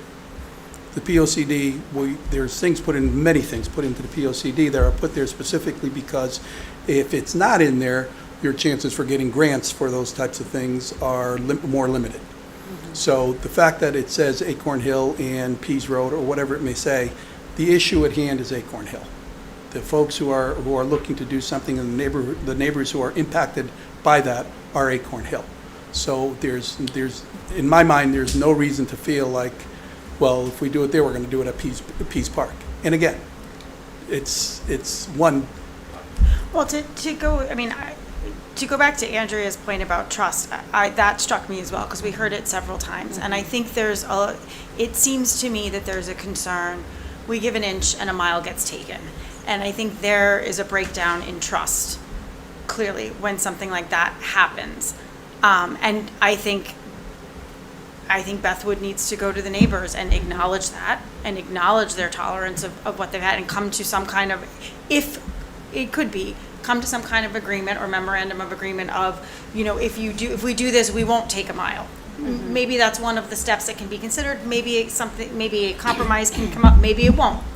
But I heard the trust, and I also hear that we do one little thing and we're afraid. Just like if we do it here, are we going to do it at other places in town? So I think taking a look of is this needed? Where is this best suited? And some kind of acknowledgement of the feeling that the trust has been broken down because boundaries keep continuously being overstepped, and I can understand that. And from my perspective, equity is equity. If we're indicating that the neighbors can count on the fact that we see that we made a commitment, and anything that happens will have to happen as a result of, regardless of whether an ordinance was passed or not, anything that happens has to happen as if there was. I'm hopeful that that demonstrates to the neighbors that, yes, the town does understand what we said, and yes, the town will react to it based on the commitment that we made. But equity is equity. If you're going to do something, you got to give both sides the opportunity to speak and understand what they want to do. And what I'm suggesting is that. I'm not suggesting Even though it was that- already determined? It's Well, his, like it was already established. Any change that's made to any ordinance or any issue is already been established. That's why it's a change. So it's it's clear that in our form of government, that can be done. That's outlined. That's what we do. That's part of what we do as far as governance is concerned. Have you talked to Bethany at all about I have not. their field? I've I not- thought I've that not point talked to was very- interesting. Yes, And I it- did too. And in terms of process, Mika, I wonder if there's opportunity, like going along the lines of what Steve said. I really like the idea of a comprehensive look at this, and maybe adding to that of inside Woodbridge's boundaries of this is a two-town league. Why are we paying for most or stressing our neighbors It out? appears Have the to me- night games. They can have It- the night games in Bethany. It appears to me we're saying the same thing. I don't disagree with anything that you're saying. Yeah. All I'm saying is that's the process. Yeah, so I'm asking That's you, part of the can you process. add, because I didn't hear you mention in your description of the process of engaging Bethany. Getting like- input is what I Okay, say. okay. So anything that would give us input and give us options and give us opportunity to identify what the best solution Mhm. might be is part of it. So it's a great suggestion and something that we can do, we would do. All I'm suggesting is that that's all part of the process. In other words, right now as it stands, there will be no lights on the field because we made a commitment that there wouldn't be. So the process that needs to be followed is a process that would change any element, any law, ordinance in our case, that is made. What's the process for changing an ordinance? And that's the process that would be followed if there is going to be a change. Okay. But as far as I'm concerned, it's clear that the town made a commitment, and we would uphold that commitment unless there's a change to unless through the process, the community decides that there should be a change. And again, it would be with any topic, whether it's lights or another topic. I'm saying the process is the process, and we should follow that because that seems to be the most transparent and the most effective way to move forward. Can I just say Please. one thing? This might appear to be a little tangential, but I also am a little bit unclear. In public comment, we heard a little bit about the enrollment in baseball. Listen, Beth would parent, and certainly a baseball family, but there's a tremendous amount of private equity money in youth sports.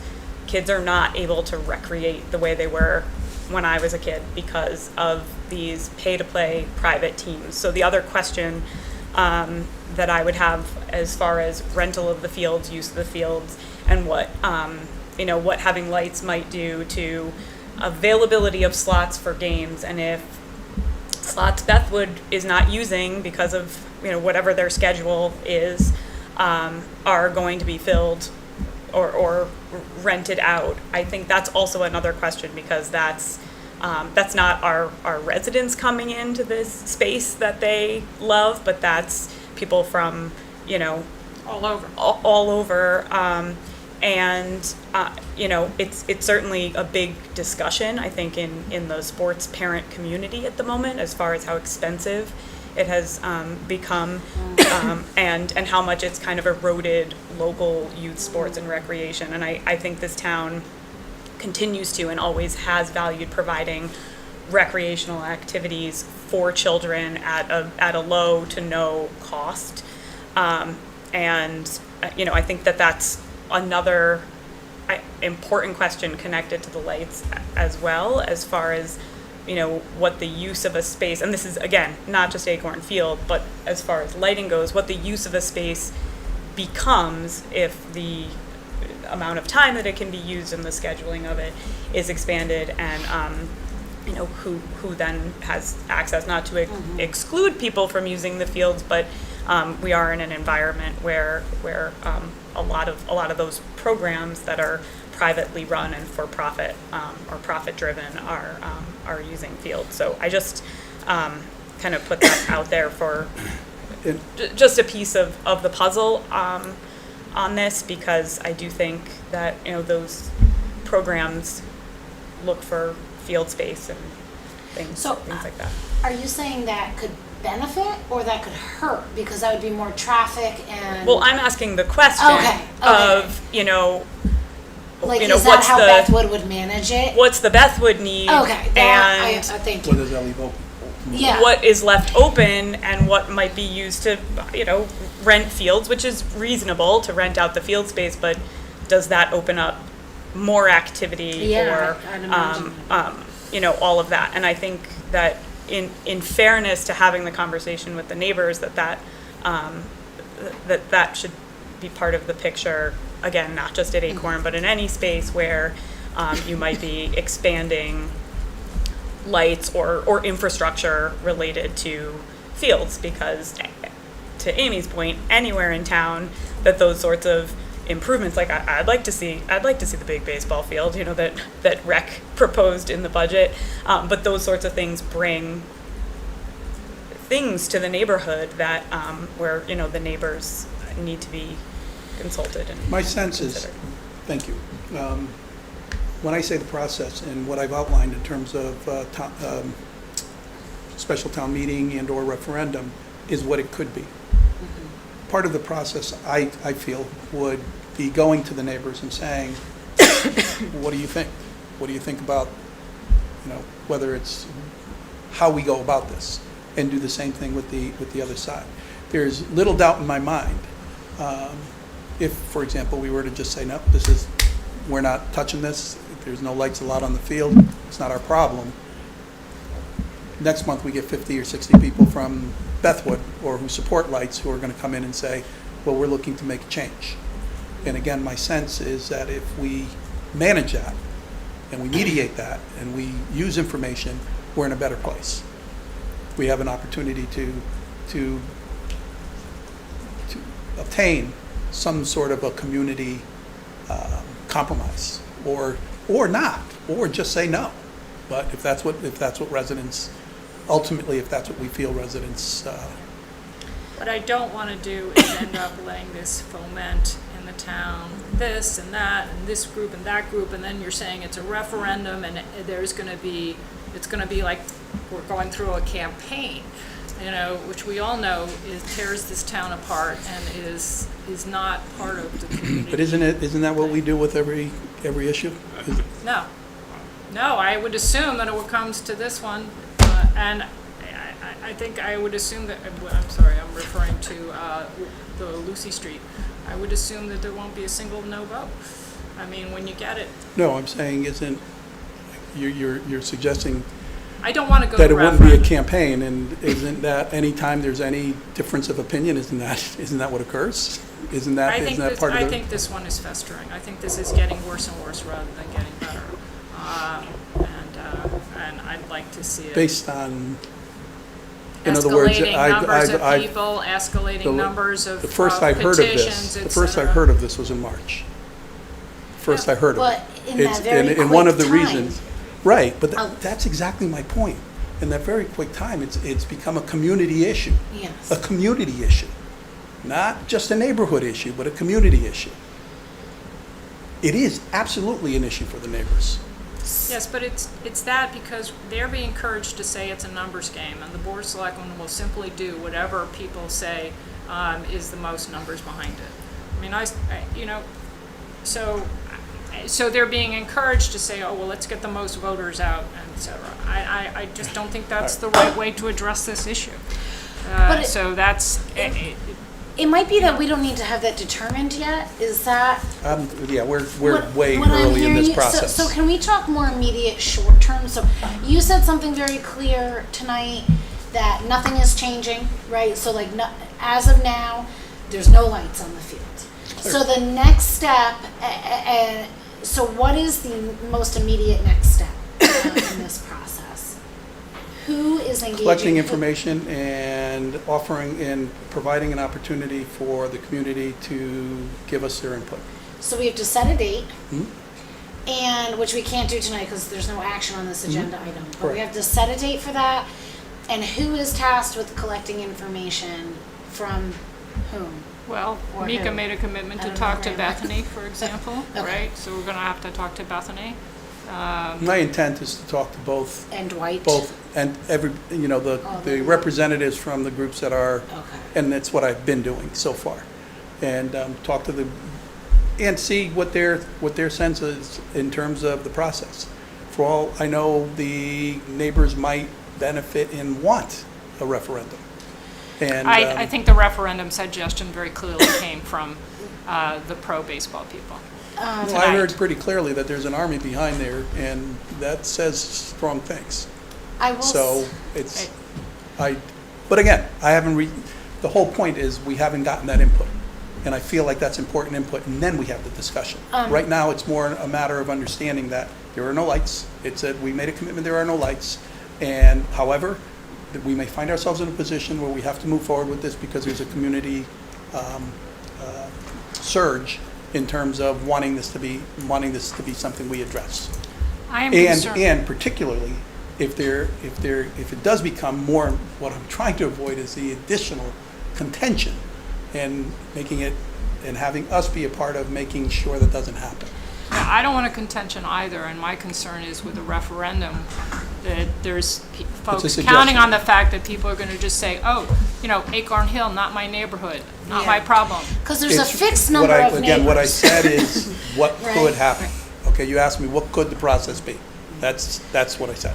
Mika, in that context, and that there's a fixed number of neighbors, right? And so that's like a tough thing to frame. But just staying short term and tangible action steps. So should we and actually a question. Some public comment suggested something that kind of aligns with what may be happening organically here is like give it more time. Don't let the lights go on. Give it more time.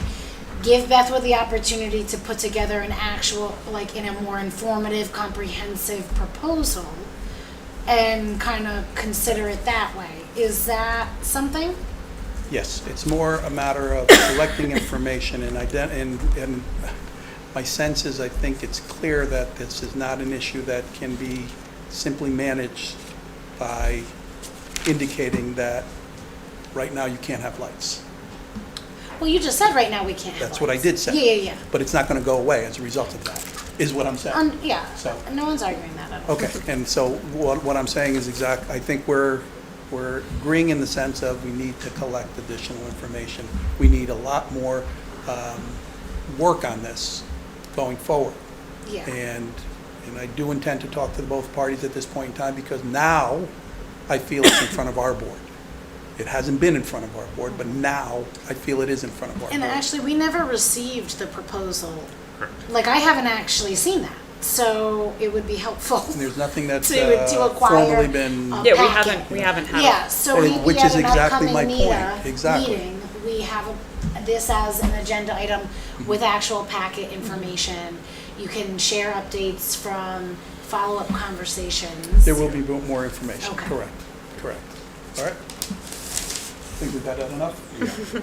Good. I don't know if I could reiterate my request to make this a comprehensive and holistic study, and I don't know if recreation is the appropriate commission to task with that, but again, I think this is inappropriate as a binary, and I do think we should be looking at holistically the needs of the town and any sports played at night and under lights, and where that would be appropriate if it's needed.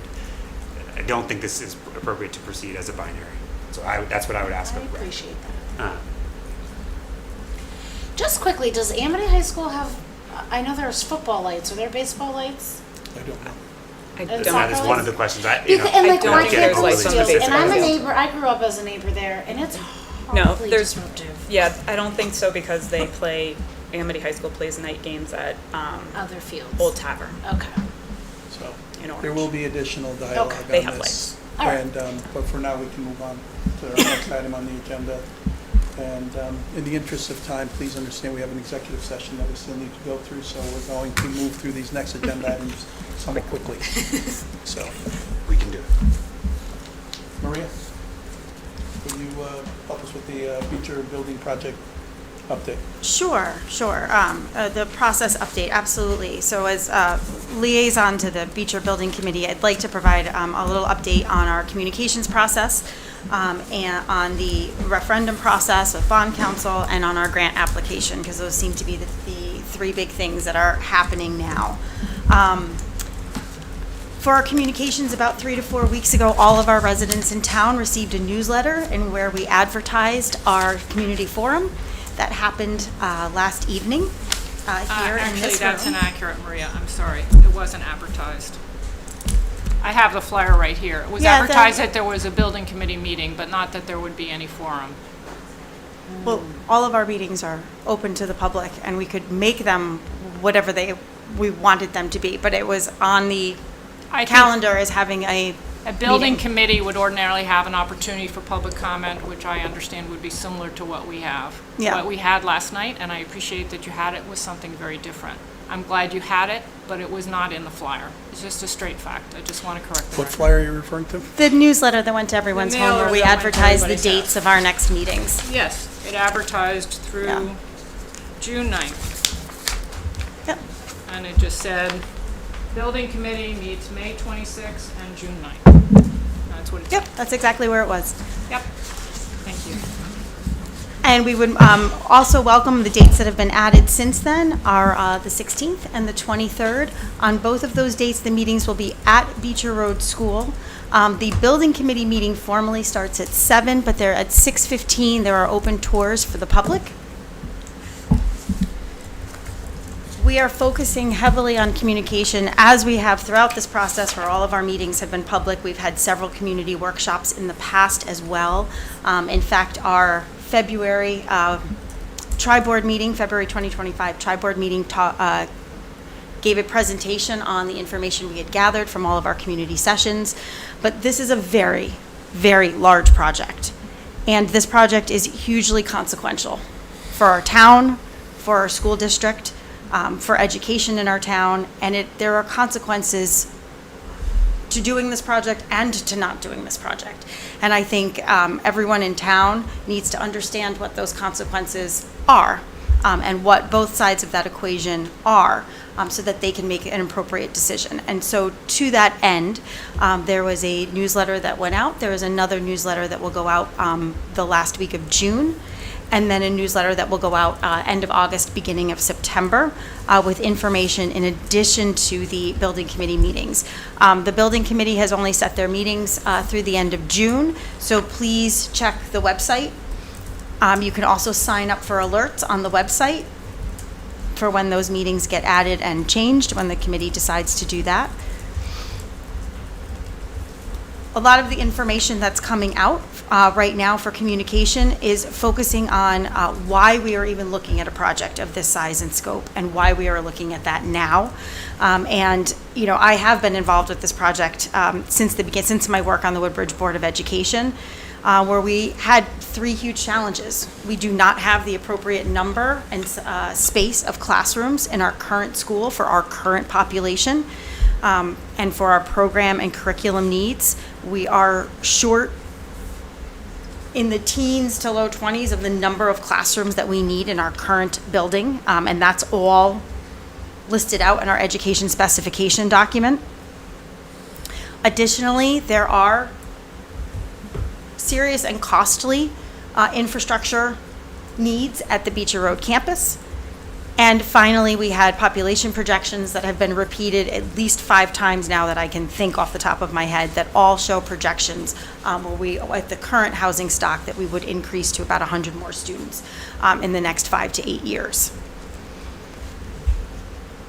And I think we heard from, comments tonight about short-term planning versus long-term planning. And at the time, that was our goal. We didn't want to just continuously look in the short term, what capital projects are we going to do this year or next year, when we were facing a building that was not meeting the needs of our education system and not meeting the needs of our students. And so we wanted to take a holistic look at that. We did a full feasibility and education specification study. It's the first time that was done. The last one was done in the year 2000. And the options have been presented to us.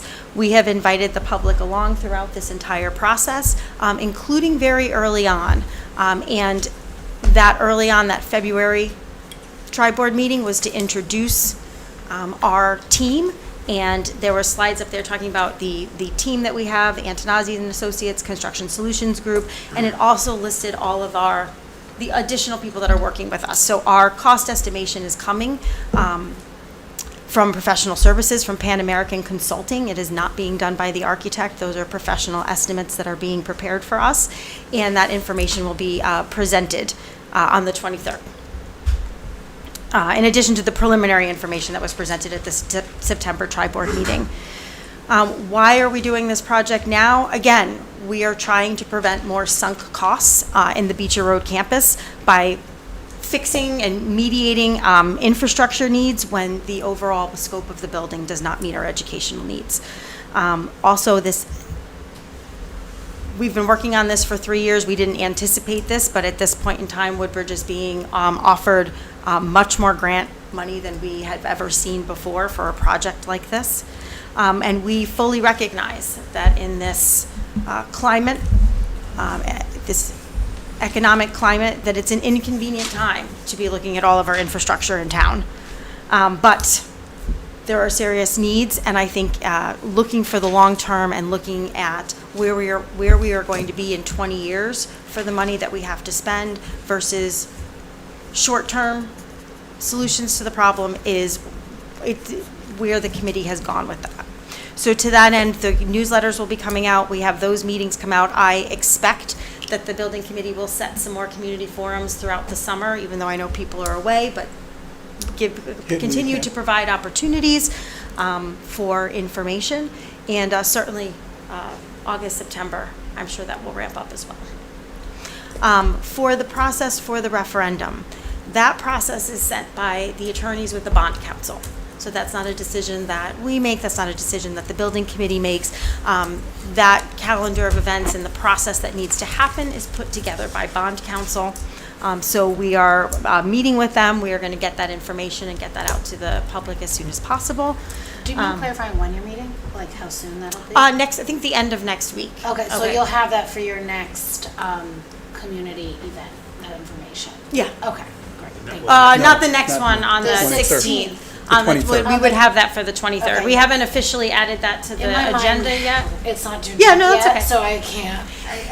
Preliminary agendas That sounded were further away to me. preliminary agendas were filed for the 16th and the 23rd, but those could change. So if we Okay. do get that information definitive, I'm sure that the committee will consider that as well. But at the moment, it's not on there. But they are filed as drafts. So that's And Maria, I'm sorry, in the bond council determines the date as well? Is that what I heard you say? They will, the date has to follow certain election statutes in the state, but they will work with us and work with our registrar of voters to narrow down potential dates, and then there's a calendar that gets worked backwards. TPZ has to do a review of the property, Board of Finance, Board of Selectmen have to meet, there's documentation that has to be put together, motions have to be written, the referendum question would have to be written, and they put all of that packet together for us to do. Bond council and town council, both bond council and town council, both advise. Provide bond- input in advice on this. Okay. And so bond council's a contracted, or is that from the state? Special, No. no, Okay. special counsel. Okay, thank For you. bonding. Correct. So, a couple of questions that I have. I didn't update on the grant yet, but that's okay, we can take questions on this. Okay, no, if you want to go ahead. I just one thing with the I newsletter. cut her off, sorry. Yeah. No, that's okay. I did find this confusing, so it may be too late for the next one, but it looks like it's coming. Usually these are coming from town hall. And then it only comes to all of a sudden down here, it says our role, and I found myself, I wrote who, because I wasn't sure who. So I think it might be helpful to make it more clear that these special newsletters are coming from the Beecher Building Committee, because it is not clear. And I think We've that discussed would, it. that would be, Yeah. it just would be more clarity as to what's happening. So please proceed. And That's then okay. I have No, it's a couple fair of point. I suggestions. think there was, you know, Yeah, we have.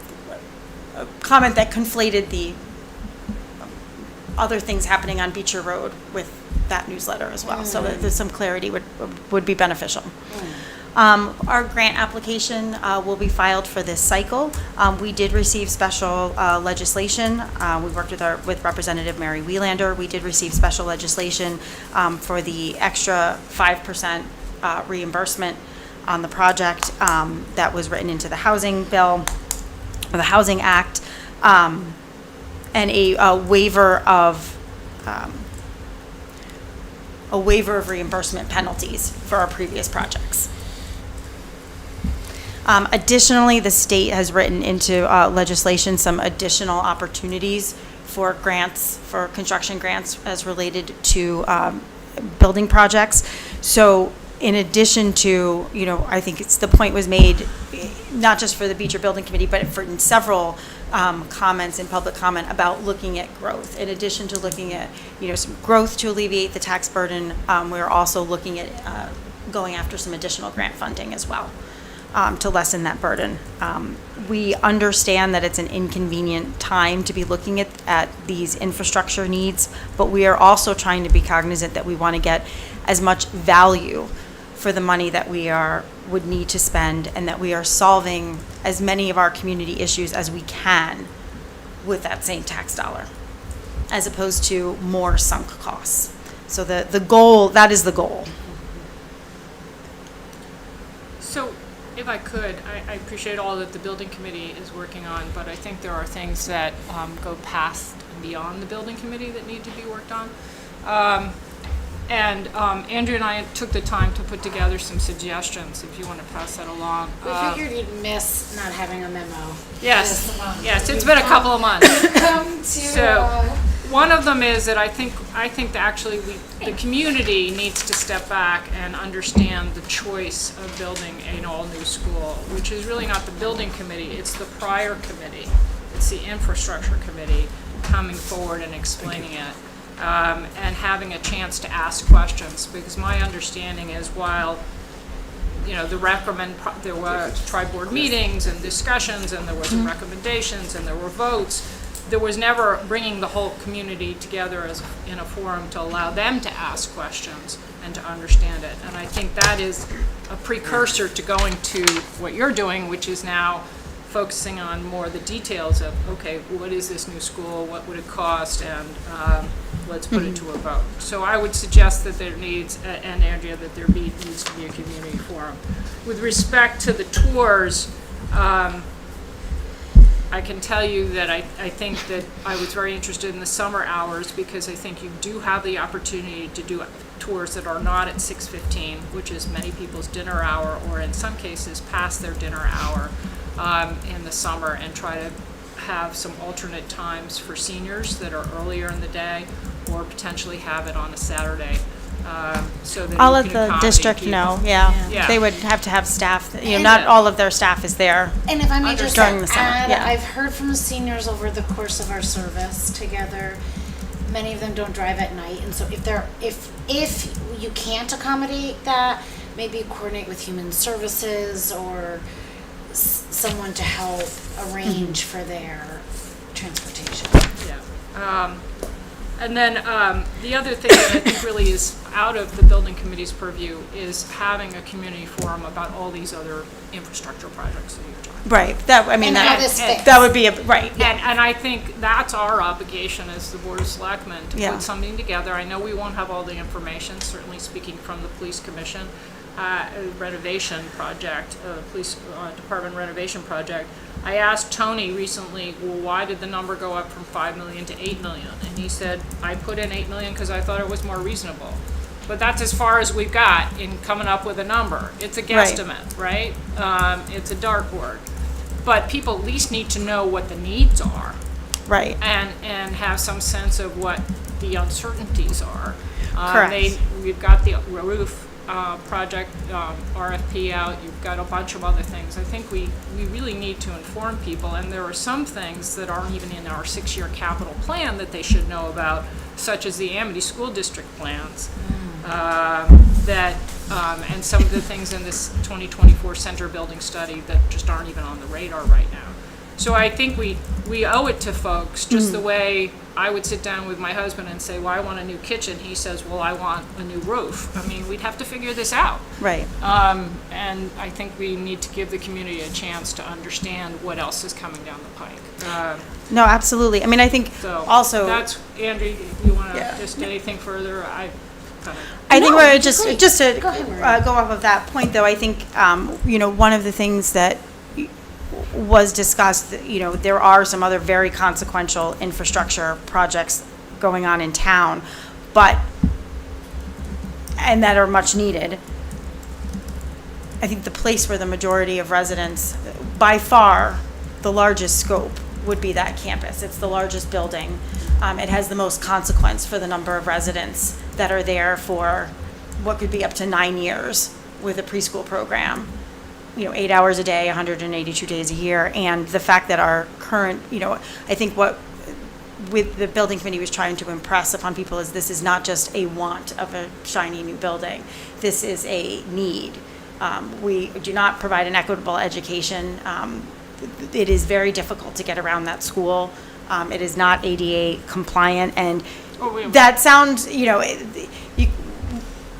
students going from one end of the school to the other. It meets the standards of the current law, but as I understand last night, it will not do that if you do something to it. Because it's grandfathered. The only portion of the building that has ever met ADA compliance is the 1997 wing. Right, the rest of the building has never met compliance. But previously, we've been saying it's grandfathered, the rest of it. Is that might have been what I heard last night is that law doesn't apply anymore. It's now. I'm not sure if it's a law or if it was just something that the grant office. Now you can't have to fix the whole improve thing. any of those parts of the building without. This again is just an example of there are two things that being heard out there in the community. Well, I'm just and we have to saying one thing, clarify which it. is you cannot bring a bill, you cannot do a renovation project or fix an area of a building without bringing it up to compliance. Right, That is what we know now. Right. So that is the only thing I am saying. Right, and that's Which should not be conflated with other people's opinions on the matter. I mean, that's coming from that's coming from the grant office. But this is an So- example of how it's helpful to have a forum because people are hearing different things. But it is, the building is certainly not meeting our educational needs. And so that's why we wanted to take a comprehensive look at this, and before we sunk any more money into the infrastructure of the building, to look to see what our needs are and how we can meet those needs. And I think that is, knowing that it is a need, not an ask or a nice to have, is hugely important. And to understand that some of the consequences, I think, someone asked in the forum last night, well, what's plan B if this doesn't go through? And I said, well, we have an obligation to continue to provide education, and we don't have the space. So we're going to have to continue to fix the building, and we're going to have to find space for these students. And that might mean our operating costs go up if we have to put students somewhere else and educate them somewhere else or pay rent somewhere else like that, in addition to fixing the current campus. We, the Board of Ed, through their ad hoc committee and the previous building committee, looked at all of those options. And I hear you about walking people through that decision process and walking them through everything that was considered. I think that's absolutely fair, and I think that would help people understand how they arrived at that decision. Yep, I think it would Or that be helpful. recommendation, I should say. No, I think it would be helpful. I think it sets the groundwork. So, and I hope when it comes to the other projects, I think people have heard about them briefly, and that it's a 6-year capital plan. They were referenced at the town meeting. We just need to give them a little bit more information. Right, and put it all together, because it's all going to compound on top of one another, and we need to understand what the consequences of that are. Right. Thank you. Well, I was just going to say, Mika, and this kind of ties well into our next agenda item, which is where I think you're going.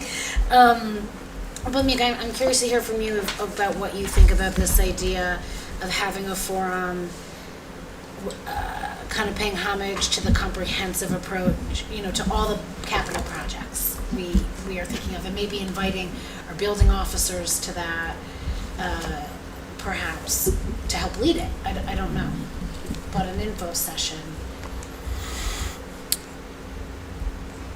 I'm not sure I understand what you're asking. Well, think about it. It's number 3 in this memo of just in consideration of the proposed Beecher project in light of all the other capital projects in the short term we have planned or budgeted for over the next 6 years. And to have like a real transparent and candid conversation about how this will impact our financial health, the impact of it'll have on resident tax bills, and just propose an opportunity to ask questions and think about this stuff more I think as holistically.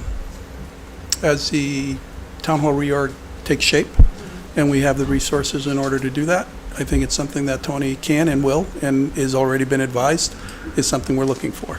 As far as a public forum is concerned, if you're talking about a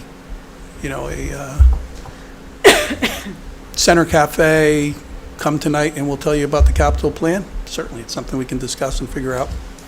Okay. But it's not something that, I think it would be helpful to march out all of, everything that needs to be done so that the public understands that we are looking at the whole town. what I'd like, Exactly. one of the, Like they need to. I'm sorry, Maria, I In didn't- part of making an informed decision, if this gets to a referendum, is knowing where this fits in, and that this is not all that might be affecting their tax bill. Like there are other projects, Right. and I just think it's part of how you make an informed there is, decision. there's, And also And then what the- understand too with the and this is different with the different projects, so I don't want to speak for all of them.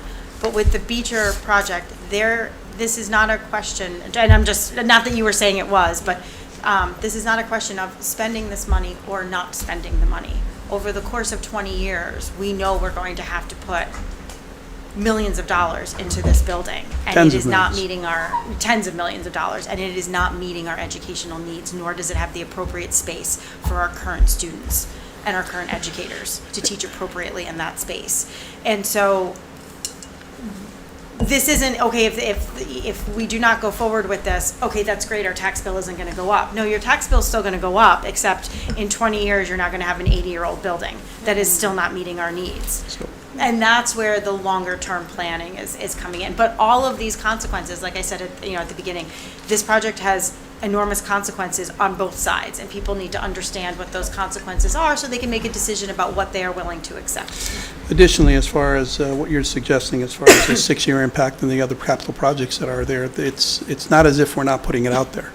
And these are projected costs. And the reason that folks have reacted to the chart that we put in for the annual town meeting, the purpose of putting it there is specifically to be transparent and let people know that this is what we're looking for, and we're trying to include as much as possible so it's clear, so it's transparent. Along the lines of what was a comment that was made here, tonight, it's important that folks understand tax increases sometimes are required in order to do the things that are necessary. Infrastructure, renovations, things of that nature. In the case of Beecher, one of the reasons we're pushing it is because there's an opportunity here where the planets are lining up with the maximum amount of potential state aid, not to mention the additional legislation that we've been favorably granted in terms of the previous commitments that have been made. So there's a lot to it, but certainly no problem. I think it's where we've always tried to be transparent in terms of what our capital expenses are, organizing it and having conversation with the community. I'm all for it. So, That would be great. so And a start would be to point people to, at least for your bullet point 1, the February 2025 tri-board meeting was all I'm because the rest of the studies of the buildings had not been finished. So it needs to be done again, but that's a good place to start. Yeah. I'm going to cut it off at this point in time, only because we do have, it's getting to 9 o'clock.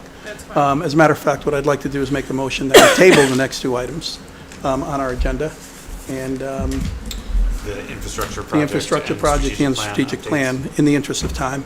and move forward to the one that needs, that's time-sensitive and needs to be approved, which would be the COLA increase.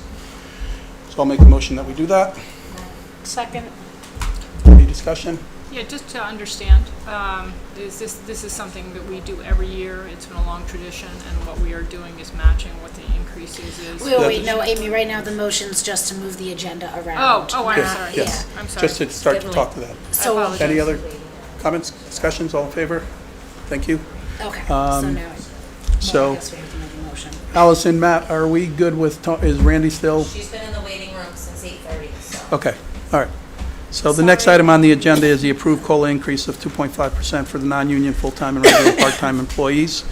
And this is an annual event. The union obviously is by contract provided their increases. The increases for those who are not in the union are provided through us taking this action. So, And they match, is what I'm asking. and they match. Yes, they match. And they were budgeted for. And they were budgeted for, correct. So to that end, I'll make a motion that we approve the COLA increase of 2.5% for non-union and regular part-time, non-union full-time and regular part-time employees. Second. Discussion, questions, all in favor? Motion carries. Thank you. Next item on the agenda is our consent agenda. Is there any item on the consent agenda that somebody feels we should look at or reconsider? I'm just gonna have to abstain because I didn't read the meeting minutes. I wasn't able to access them. I apologize. I had some problems with my computer, so I can, if we can do. I'll make the motion we approve the consent agenda. Second? Second? Sorry. Any discussion? I second. Any other discussion, all in favor? Any opposed? I'm just abstaining. And one abstention. Thank you. And our last item is an executive session. I'm going to suggest that we take, do we need the time, Matt, or? Okay, we're going to just give Matt, we're going to pause for a moment, give Matt, and I'd like to, You just write down what time it's on. yep.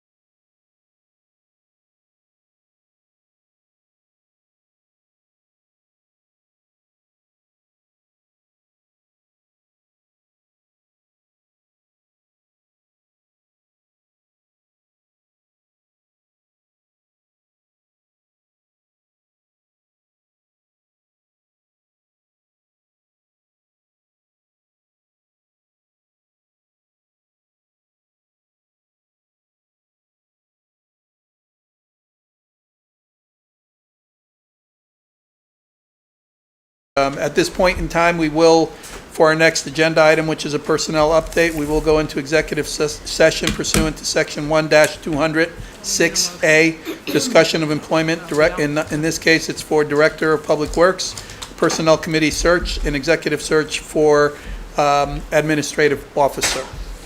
And with this, I would like to invite our attorney, Nick Belmonte, and our executive search principal, Randy, into executive session. And with that, I'll ask that our technologists leave the room and shut off all recording